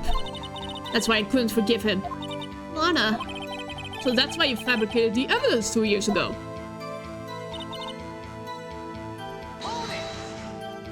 You say you did this all by yourself? Yes. Would you mind telling us what you found when you arrived at the crime scene? It seems I was the first person to discover the scene. The broken prosecutor award's knife was stuck in the victim's body. What? But Prosecutor Marshall died from an unfortunate accident. That's only a pseudo situation you dreamed was possible. The reality is, it wasn't my sister who took the prosecutor's life. Fantasize all you want, Mr. Wright, but I'll never change this statement. You mean Prosecutor Marshall wound up being killed by Dark? Something like that. If that is so, what happened to the other murder weapon? Dark was carrying a switchblade knife. Oh, that was lying on the floor a little distance away. It was probably knocked away in the struggle. That's not how it went down. She's trying to cover up her lies with more lies. Well, just to protect me.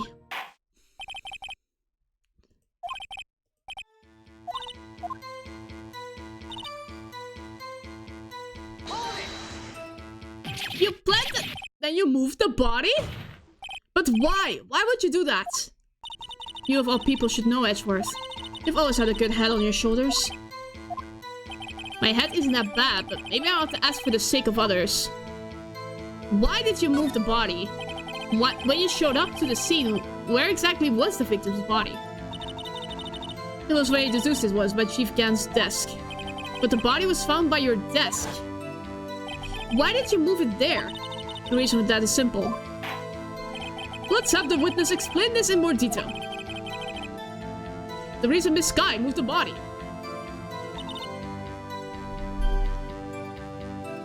Wait a sec.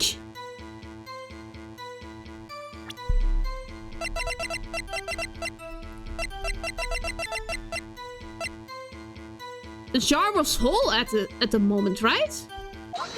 Yes! Yes! Yes! I knew it! The jar was whole! Miss Sky, I understand how you feel. You committed that crime 2 years ago to protect your sister. You mean the forgery at the scene when near Marshall was murdered? If that truth were to be exposed now, the past 2 years of your life will have been in vain. Even so, I am compelled to bring to everyone's attention a significant contradiction within your testimony. A contradiction in my testimony? You testified, and I quote, "The pieces of the jar that shattered during the events threatened my plan." That's right. You have a problem with that. It's a simple oversight, really. You see, a message was written on this jar with the victim's blood. Yes, the prosecutor must have written it in his final moments. Exactly so. And this is where the contradiction lies. In order for the victim to be able to write his message on the jar, it must not have been broken before he died. He couldn't have written Emma's name on a shattered jar. Yeah, the jar was whole. Order, order. Your Honor, it would appear more information is needed in regard to this jar and its bloody message. You may be missing something critical here. Something critical. Chief Prosecutor, it seems you're in the dark as we are about the truth towards which we're headed. What? Just tell us exactly what you saw. We'll piece together the information to arrive at the truth. Very well, the witness may now continue her testimony.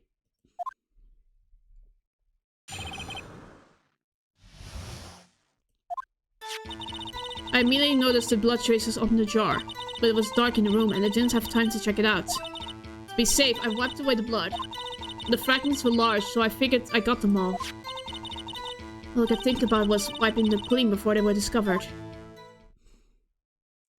You mean you were the one who wiped away the message in blood? I wasn't chief prosecutor at the time. She didn't think Dark was the real murderer. That's why she tried to erase the real evidence. Very well, the defense may now begin its cross-examination.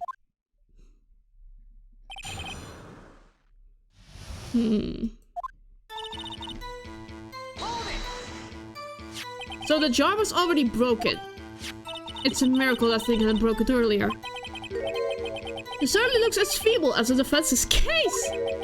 As feeble as the judge's judgment. You were an ace detective who never missed a detail. Do you really expect us to believe you didn't investigate what was written on the jar pieces? Normally I would have. So you didn't know your sister's name was written on the jar? No. If I had known, I would have gathered all the pieces and ground them to dust. Well, that helps my case. Lana, you do that for me? Seems you do my makeup yet. Anyway, I just barely had enough time to move the body as it was. If something happened upon the scene, you'd lose your chance to erase the evidence. You must have been in a hurry. I was. I knew I had to destroy the evidence before anyone came. This is rather shocking. I'm afraid this action of yours reveals what really happened. What do you mean? If you really thought Dark killed Prosecutor Marshall, you wouldn't have wiped away the blood. What else could I have done in that situation? Lorna! I only had a few moments. There wasn't enough time for me to do anything else but gather up the pieces.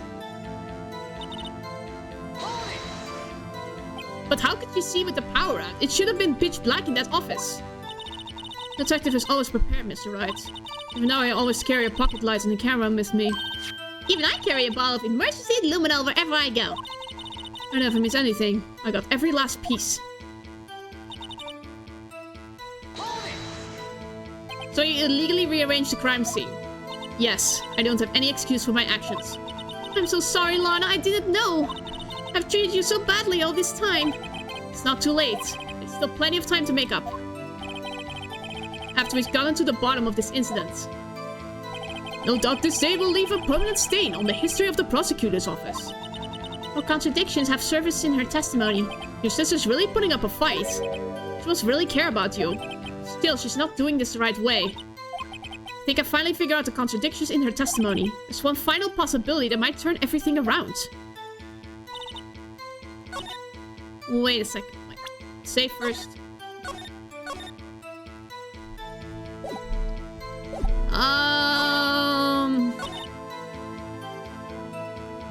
You made sure you got them all, huh? But then, why was there more lines on why was there still lines on one piece of them? Exactly! Yes! Yes! Miss Sky, I believe this jar conceals the truth even you were unaware of. What? We found the final piece of this jar in Chief Gan's safe. In the chief's safe? But how? I knew it! She really didn't know! There's something even more disturbing about that final piece. There was still blood on it. But the witness just testified that she gathered every last piece and wiped the blood off them. Yes, which leaves us with only one explanation. On the night the prosecutor Marshall was murdered, you were not the first one to show up at the scene. Chief Gans got there before you. But couldn't the defendant have simply missed a piece? I'm afraid that's unlikely. The pieces are far too big for anyone to miss, let alone an ace detective. That may well be, but everyone makes mistakes. Even I once wasted an entire day looking for my dentures. They were in my mouth all along. Ha! Can you believe that? Have you forgotten, Your Honor? When this witness arrived at the scene, the jar was already broken. Oh, that! There's no way a name could have been written on a shattered jar. Another person discovered the scene prior to the witness. I hope you're not implying this person was Chief Gant. At the time, he was looking for Doc downstairs. The question is, if he did arrive there first, why did he hide that fact for 2 years? Well, Your Honor, can you answer us that? No. He really is heartbroken. Oh man. He really feels betrayed by Gant. Wait, I'm not the one on trial here! Tim and Gant arrived at the crime scene prior to the witness. He proceeded to break the jar. And then purposely hit one of the broken pieces. Question is, what is this action called? Fabrication of evidence. But why would Chief Gant do that? In light of what happened afterwards, isn't it clear what happened afterwards? Discovering the scene, Lana Skye believed her sister Emma killed the victim. Determined to help her sister, she sought Gant's aid. Lending her his aid, Gant helped her create evidence that incriminated Dark. Sparing Emma, and therein lies the reason. The reason why Miss Skye became the chief's puppet. Oh, Jeebus, she bit off her thumb so much that it bled. Ouch. No, I did it on my own. Please, sis, stop trying to protect the chief. I can't watch you suffer anymore for my sake.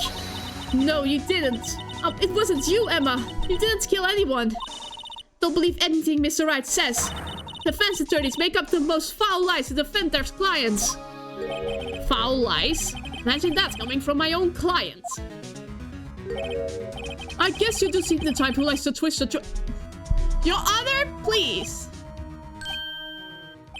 Wait a minute.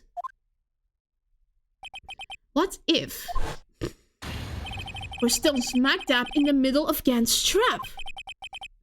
Is something wrong, Mr. Wright? Lana may be right after all. What do you mean, right? So, you do tell foul lies then, Mr. Wright? Miss Skye, please testify once more. But if evidence was fabricated behind your back, then Emma's accidental killing of Prosecutor Marshall might also be a lie. But I do remember knocking over Mr. Marshall. Miss Skye, if you will. I can't. There's nothing to be afraid of anymore. This cross-examination did not change a thing. However, there is a possibility that it will if you tell the truth. Very well. I'll testify about what I really saw.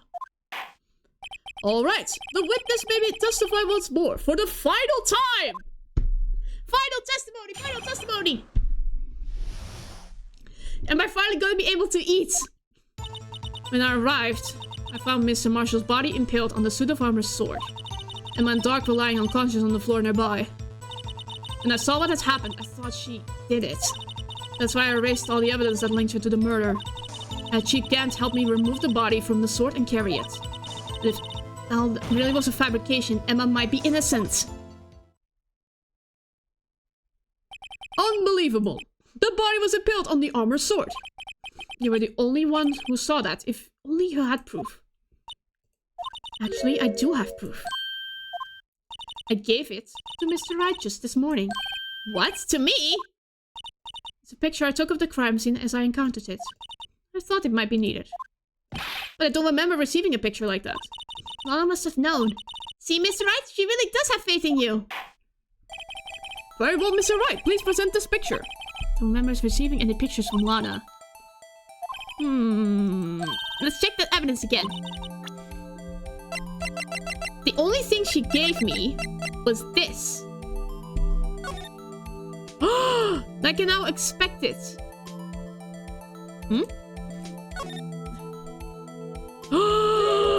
There it is! That's the picture! Hey, there's a picture here.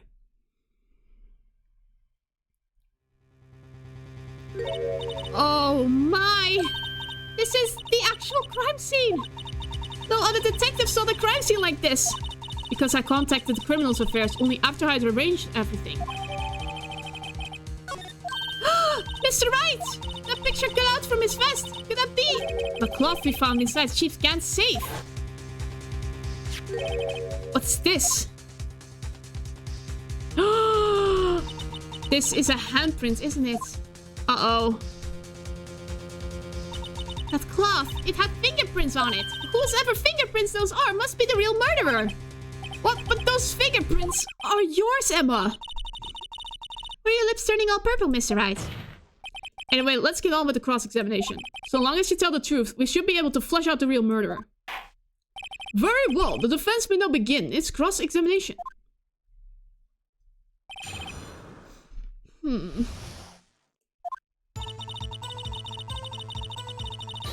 What? What? Whoa, whoa, whoa, whoa, whoa! What happened? Oh my god! Come now, Edgy. This is the poorest accused for a trial I've ever seen. Chief Gant.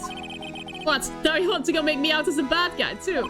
If so, I'd like to put in the word or two in my defense. I'm afraid it's too late for that. What? You already declined to testify. That means you forfeited your right to make statements of any sort. This must be that risk we were talking about earlier. Just sit back, relax, and enjoy the sound of the noose tightening around your own neck.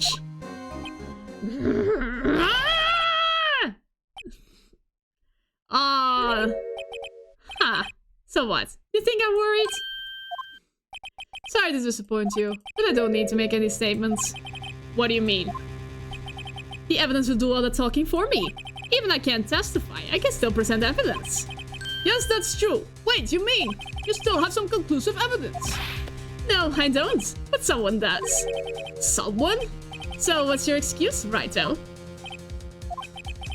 Why have you been keeping quiet about it? You do have something to show us, right? Something that proves who knocked over Neil Marshall, causing his death. Conclusive evidence that leaves no room for doubt. Is this true, Mr. Wright? If I show that piece of evidence now, Emma's sure to be made out as the murderer. Mr. Wright, if you have any more evidence, present it now. And if you try to conceal anything, you will be the one appearing before the Board of Inquiries. What do I do now? I gotta think this through. I can't afford to make the wrong decision.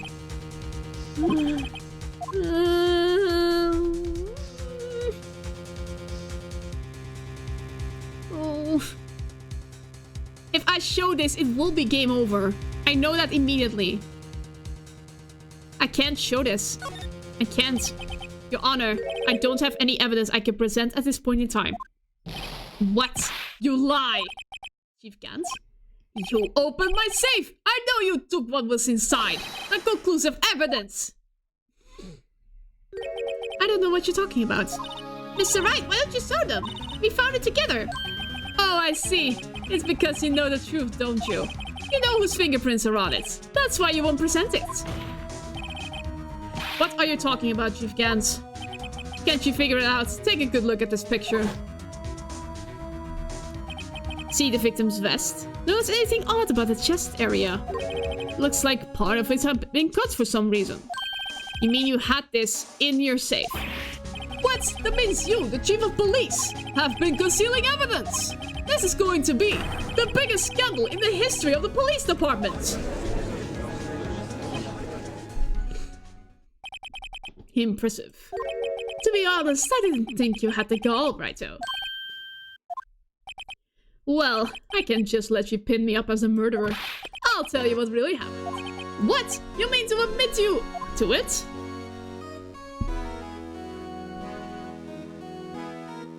I was the first person to arrive at the crime scene that day. It did occur to me that I could use the situation to control Lana. So you really were manipulating her? I knew Lana. If I made it look like the blame lay with his sister, then when she saw the scene, she would ask me for my age. So you assisted Miss Sky. I told her to arrange all the evidence. I had her plant the knife tip in the victim's body and move the body across the room. And I ended up using that evidence to get Joe Dark convicted. And I tampered with the crime scene. I had 2 pieces of evidence. This was before Lana arrived at the scene, mind you. 2 pieces of evidence. You mean those items in your safe? But why? For insurance, of course. Insurance. I was sure my plan would work. It's always best to be prepared for the worst. I was about to let anyone blame me for a murder that girl committed. You mean you were calculating that far ahead while forging the evidence? What do you take me for, a fool?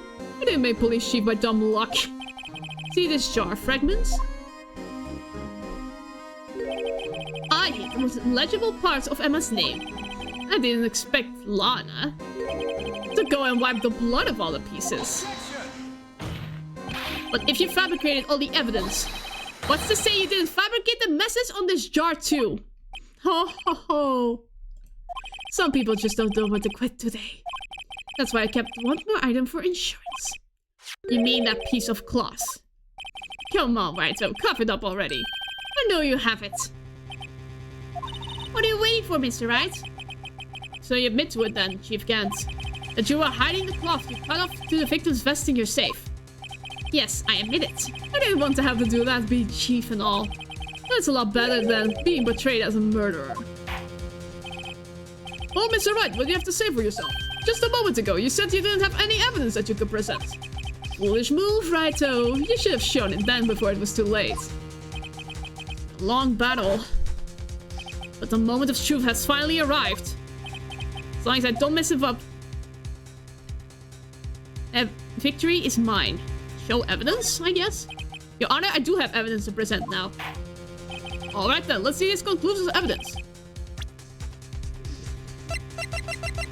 I can't save now, can I? No. Oh, no.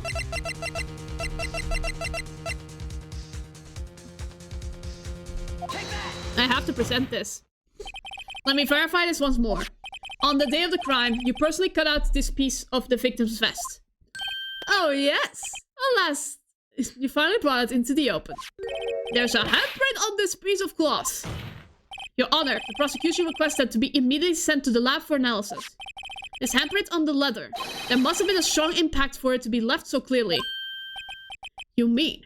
It could not have been forged. It must be authentic, conclusive evidence. This isn't good. Oh, you are slower than the uptake is ever worthy. What? Think about it. Raito had all this time to present this evidence. Yet he was reluctant to do so. Why would that be? You mean you already know? You know whose fingerprints are on that. Mr. Wright, do you really know? Whoever the fingerprints belong to must be the real murderer.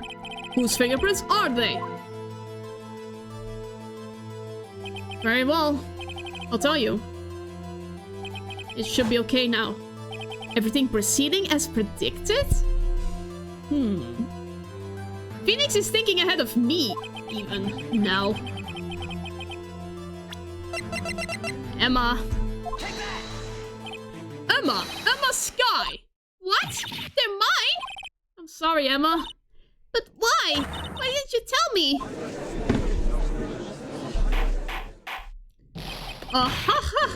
Oh, you're really something, Raito. You knew this girl did it all along, and you still tried to pin the murder on me. So it's true. Tragic, but true. This girl really did shove Prosecutor Marshall to his death. How could you? You monster! Miss Sky, you knew whose fingerprints those were all along, yet you acted like she really didn't. Miss Sky, it's not over yet. What? I said this trial isn't over yet. Ha! But I'm afraid it is over, boy. Not only this trial, but your career too.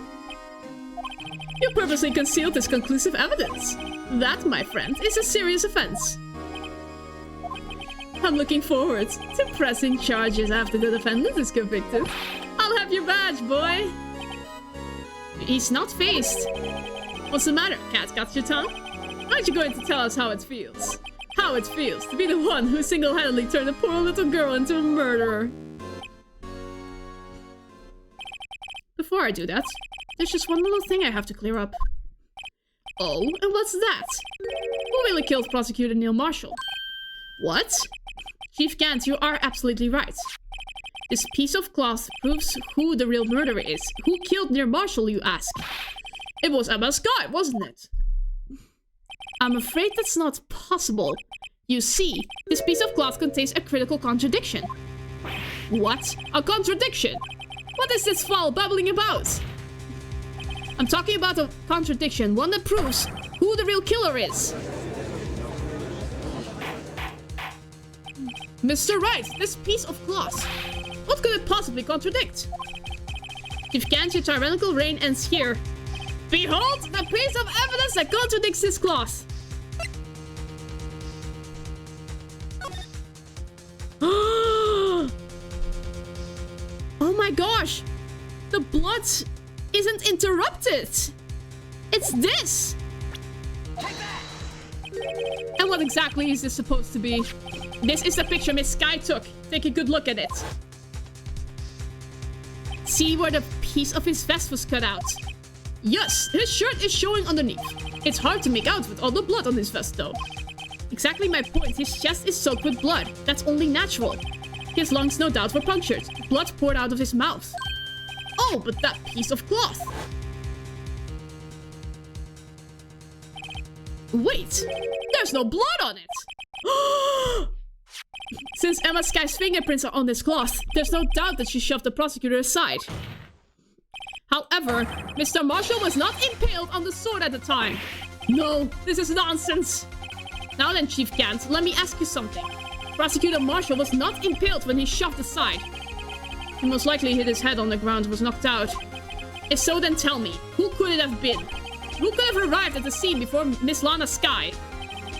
Picked up the unconscious prosecutor and impaled him on the armored sword. Then, to make it look like Emma was responsible for the prosecutor's death, said person proceeded to write her name on the jar with the victim's blood. A jar they then broke on purpose to leave behind a clue. And to make Lana believe her sister did it. Remember what you admitted only moments ago? That you personally cut out this bloodless piece of the victim's vest. Ironic, isn't it? Though the very act of creating insurance, you proved that you were the actual murderer. No! It's finally all over. Please let this be over. I want to eat. He doesn't stop. Huh. That was close, right? You almost had me. Sorry, but you'll have to do better than that. I refute your allegations. What do you mean you refute his allegations?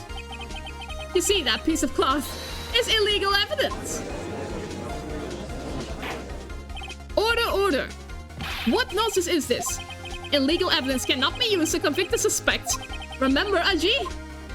Earlier, old writer here concealed that piece of cloth. So then.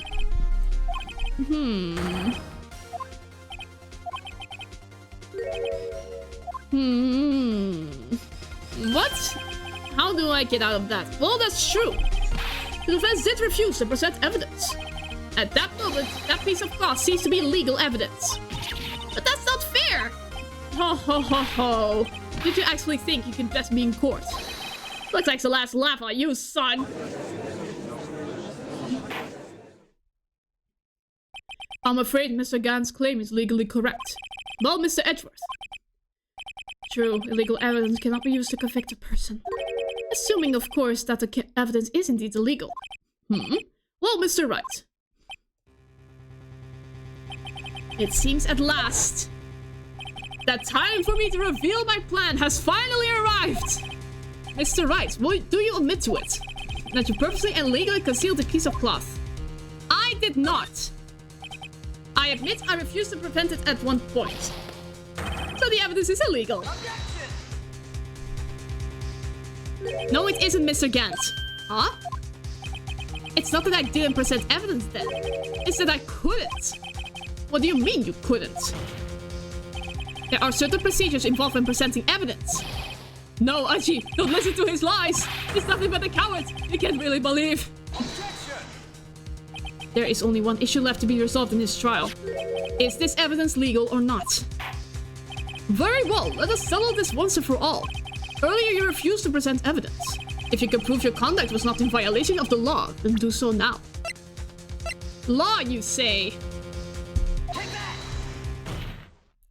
This is my proof, Your Honor. Evidence law. What's this? I've done my homework too, Chief. Indeed, Emma Sky's fingerprints were on this piece of cloth. However, at that point in time, this was merely a piece of cloth, nothing more. What? You see, it's written right here in this book. The second rule of evidence law. Rule 1. No evidence shall be shown without the approval of the police department. I found this piece of evidence myself inside your safe. It goes without saying, I did not have approval from the police department. Rule 2. Unregistered evidence presented must be relevant to the case on trial. And here is the crux of the matter. You see, at the time, it was impossible for me to prove the relevance between the cloth and the SL9 incident. What? What kind of nonsense is this? You want the relevancy? Just take one look at this picture and... Sorry, but can you recall when was that picture presented? That was shown only a few moments ago. No! He's right. At the beginning of today's trial, that piece of cloth was still meaningless. The person who gave it value as evidence was you, Damon Gant. You yourself confessed to a certain truth. Let me verify this once more. On the day of the crime, you personally cut out this piece of the victim's vest. Oh, yes? No! Yes! It was then that you approved this cloth as conclusive evidence. Yes, you, the chief of police, personally approved this cloth. The only person who could have cut this from the victim's vest is the one who stood before Prosecutor Marshall in his final moments. In other words, the real murderer. And there's only one person who that could be. Damon Gant, the killer was you!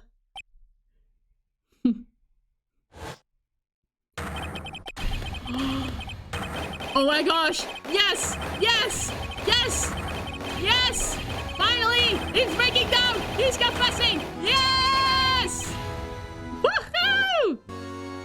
We've driven him mad! I knew I should have gotten rid of him.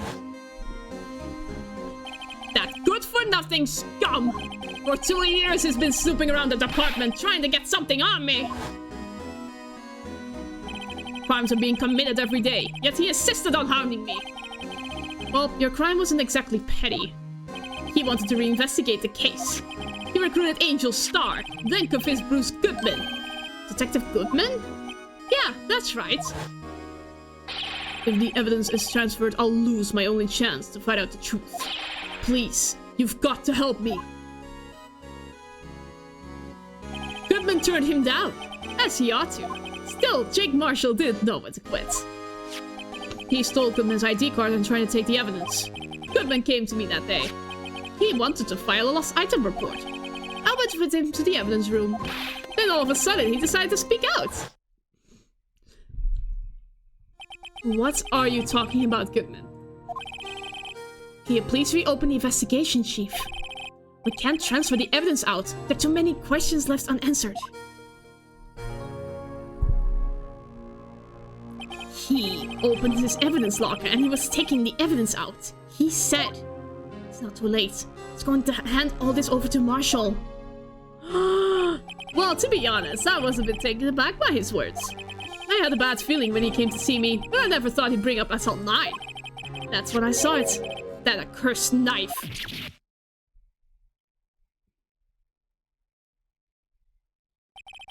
I couldn't just pull it out. Doing so would have only led to more blood, making it near impossible to hide your crime. Even so, the blood was just pouring out. I didn't know who might stumble in, so I hurried to wipe it up. I was worrying so much about the floor, I didn't realize my fatal mistake. The bloody handprints on Detective Gumshoe's locker. I used to be known as the crime computer, but everyone has to start somewhere, I guess. I was too nervous. I had no business doing any of it. Then you put the body in my car. I'm sorry, I couldn't think of any other way to move the body. I broke your trunk, but what's the big deal? You make a lot more than us detectives ever will. Leaving the prosecution's car aside. How? How could you get Miss Sky involved in all of this? Well, she had as much to lose as I did if the truth came out. So I took the evidence from Detective Goodman's locker. I felt bad for having to do it. I also didn't have the time to pick and choose what to take. So, I left the jar fragments in the glove. Yeah. Looks like I was better off being an investigator of crimes than a committer. They all did their best to get in my way. I've got to hand it to them. They do their jobs well, much to my dismay. Fake evidence doesn't hold up very well upon close examination. You must have known that. Tell me, Worthy, why do you stand in court? Me? You despise criminals. I can feel it. You and me, we're the same. One day you'll understand. Oh, believe me, you will. You're just one man. You'll see what it really takes to bring them down once you try to go it alone.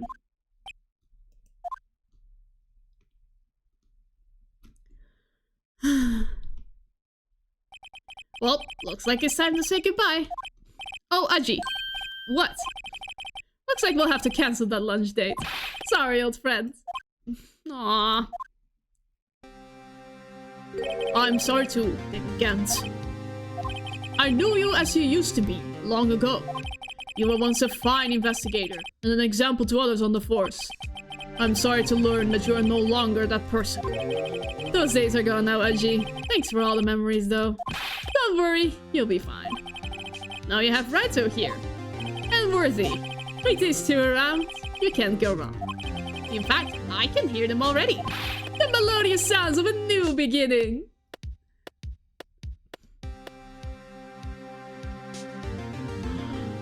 It's over? There are two things I want you to understand. Yes? First, your sister never hurt anyone. Second, Dame again betrayed you from the beginning. You see, Miss Sky, you no longer have any reason to keep silent. You're right. When this trial is over, I'll tell everything. All that I've done these past 2 years. From the time I had Gant help me forge evidence up until today.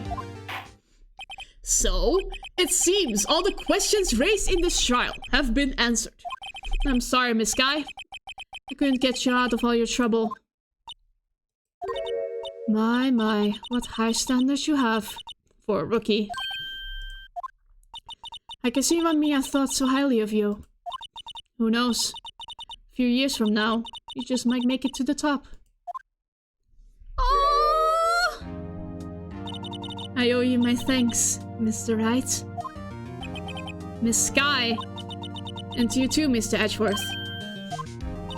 You've suffered every bit as much as I have over these past few days. Believe me, I know how much of an ordeal it's been for you. It was nothing. Liar.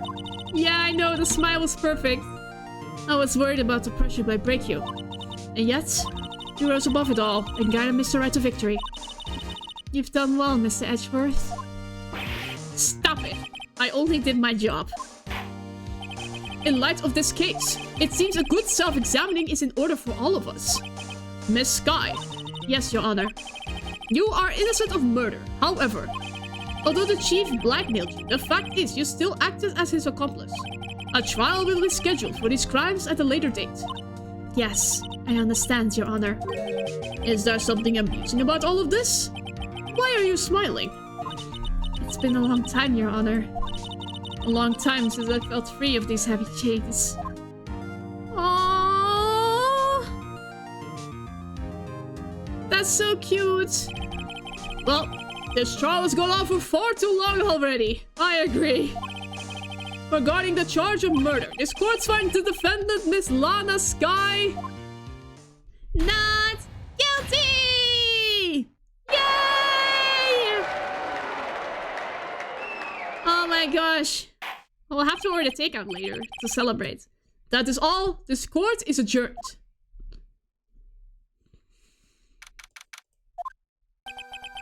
At long last, it's finally over. Emma? Are you okay? Why the long face? I'm sorry your sister didn't get completely off the hook, but at least she wasn't convicted for a murder she didn't commit. No, that's not it. Just now, after the trial ended. Aww. She smiled. The credits, yes. You know, I did my best too. But Lana didn't say a single word to me. Hope I'm not interrupting anything, pals. Oh, guess I am. I'll come back later. Detective Kamshi, what is it? You're doing this on purpose, aren't you? Making the detective run around while on duty. Oh my gosh. Hey, lock it up, pals. I'm only kidding. Oh, are you here because of my sister again? Nope, not this time. I came today because of you, pal. Me? That's right, I thought you'd like to see someone. Oh my gosh, that's so sweet! Lana!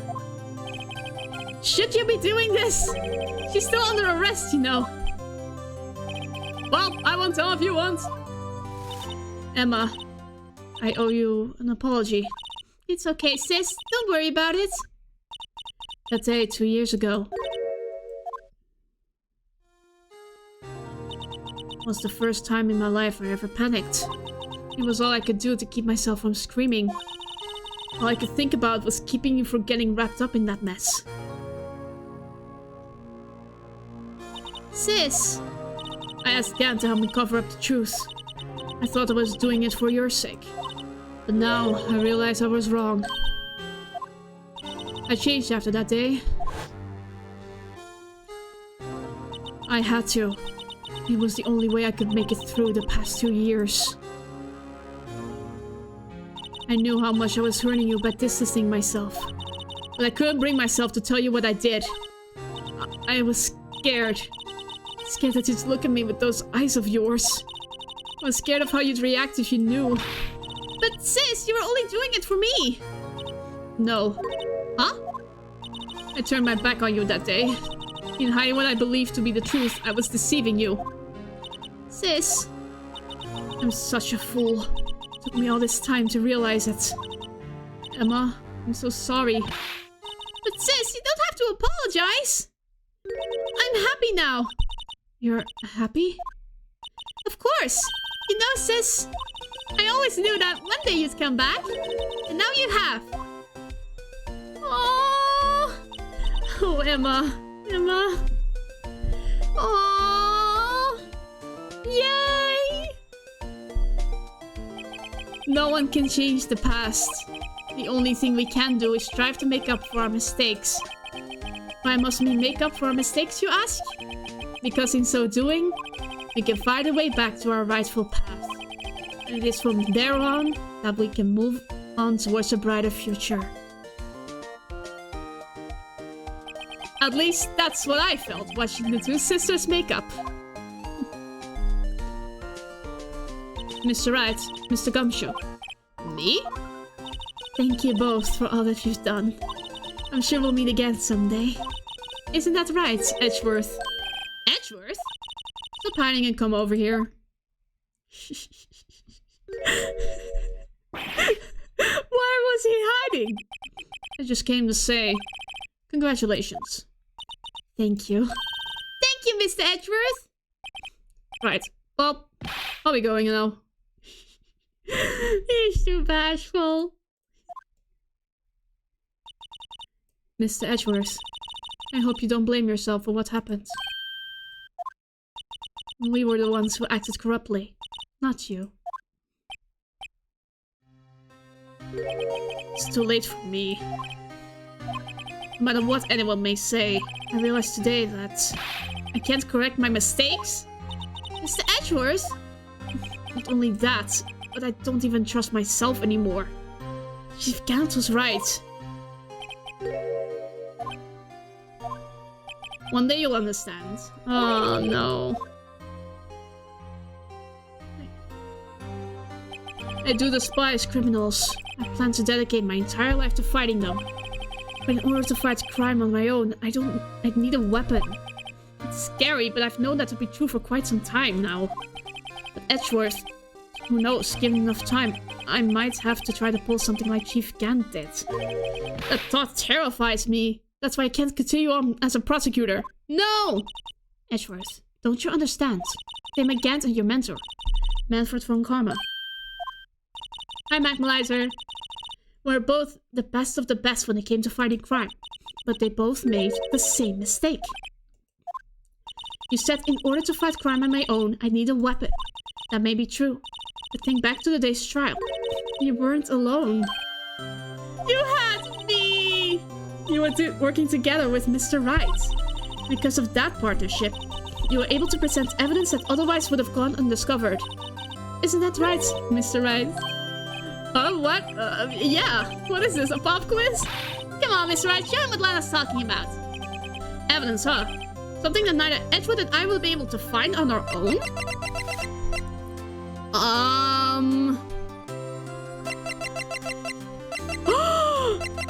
Oh my god! Two sides of an evidence list. That's the picture I drew. Our counterattack began with this. You had one half of the evidence list and I had the other. A part of one has been able to completely restore Emma's picture. That didn't just happen by chance, Mr. Edgeworth. It's time for me to go. No! Admit you like me! At least one time! Mr. Edgeworth. If you'll excuse me, there are still some loose ends that need wrapping up. Take care, Chief Prosecutor. Edgeworth, what would you do now? Well, whatever you do, just remember. You can let what happened kill the prosecutor in you. Or you can let it help you grow. In the end, it's up to you. I know. It seems I owe you my thanks too, right? What I face now is my problem. Edgeworth, I'll be waiting for you in court. Farewell. Aww. Bye. Yes. I better be going too. Okay, but I'll be back to visit soon. It seems we both have a lot to learn and catching up to do. Here, this is a little something for you. Scientific investigation? It's the first book I ever bought. Study it well. Thanks, sis. I will. Aww. I love her smile. It's so cute. And so another case came to a close. As for the sisters, I have faith. Faith that their lives have only just begun. And as for me, I think it's time I started on a new journey of my own. A journey to rediscover myself. Well, don't go trekking off just yet, pal. What? What is it, detective? There's just a little matter to be resolved about the chief prosecutor. You see, she isn't supposed to be out of jail like this. But I thought you said it was okay. Yeah, well, it may be okay with me, but the folks at the prison are a different story. Huh?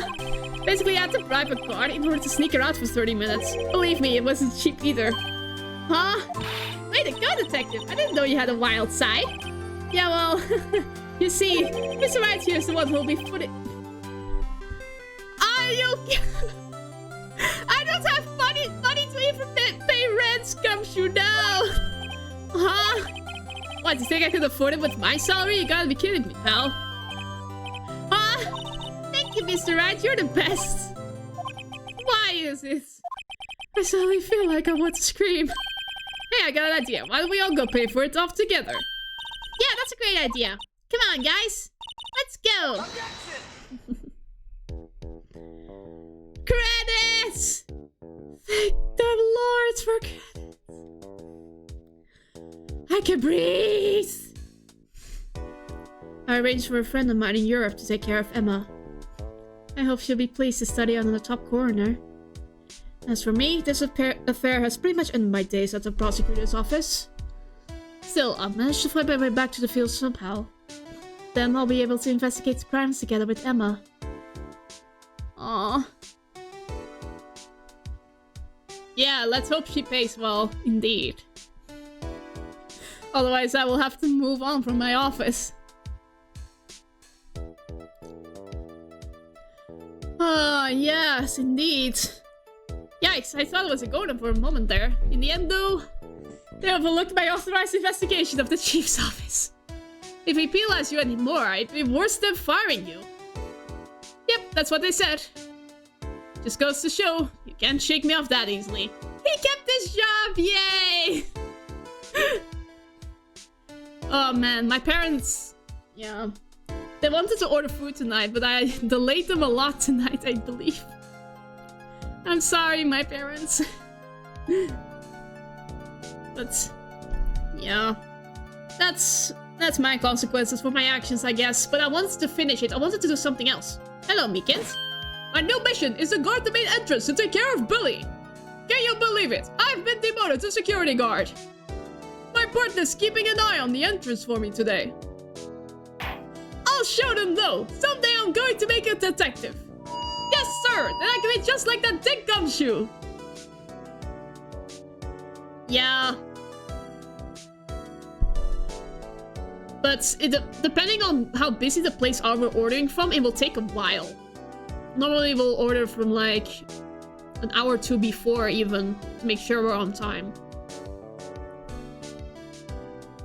Yeah, he's alive! At least I won't have to hear the tune anymore. Hope I will never see you again, ever. Shivas, stop! Yay, he died! He died, yes. Best ending ever. At least he died. The haunting stops. Forever. Oh man. Shivas. Oh yeah. What is it? Can't you see him having me a showdown with steak lunch, partner? Miss Star managed to sneak this into me. She's seeing one of the guards, it seems. Well, cowboy, looks like you did it. You even gave Bambina back her smile. Can you make sure Billy and the gang get their water? Of course.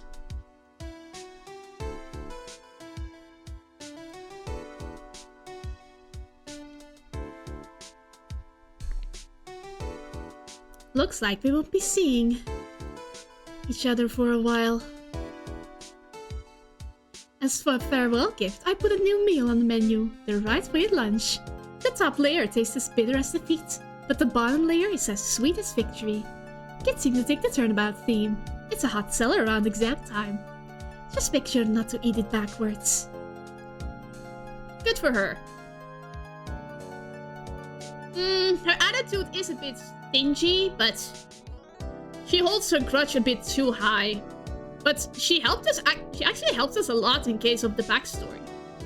The moment we showed that we were on her side, she cooperated. So I'll never forget what that young defense lawyer said that day. Let's see, what was his name again? Mr. Left? Anyway, he said he's been doing something or other for how many years? Well, anyway, I've got another trial to get to, so I better be. Huh? Oh no, I forgot my gavel. Sorry, gotta go.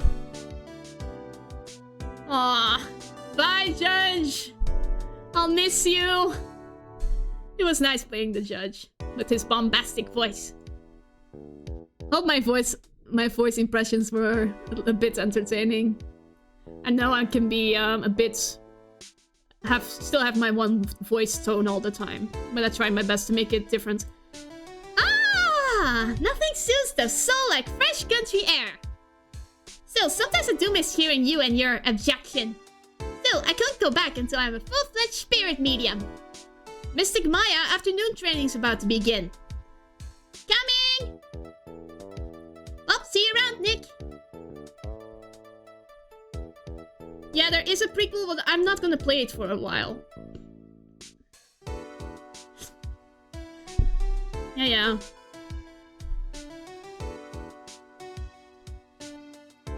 I want to finish the credits. I want to order food. Come on. Yeah. I will be playing a different game after this. I have had my bit of Ace Attorney for a while. Mr. Edgeworth, I brought you your tea. What's going on? A letter? He actually left? Wow. Yeah, I have a... Thanks for coming to see me off. Can't believe I'm going to Europe. Thank you, Mr. Wright. Thank you so much for everything. A little sad, but I'll be alright. Whenever I want to see Lana, all I have to do is open this book. Really? What is this?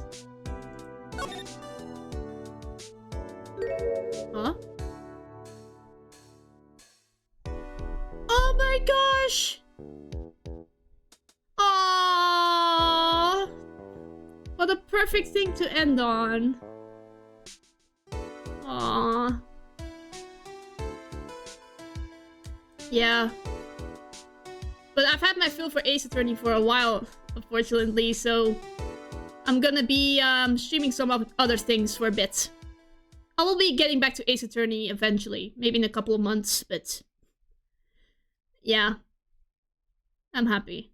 Way too happy for this event. Well, I'll be off now, so thank you very much for watching, everyone. It means a lot to me that you came by.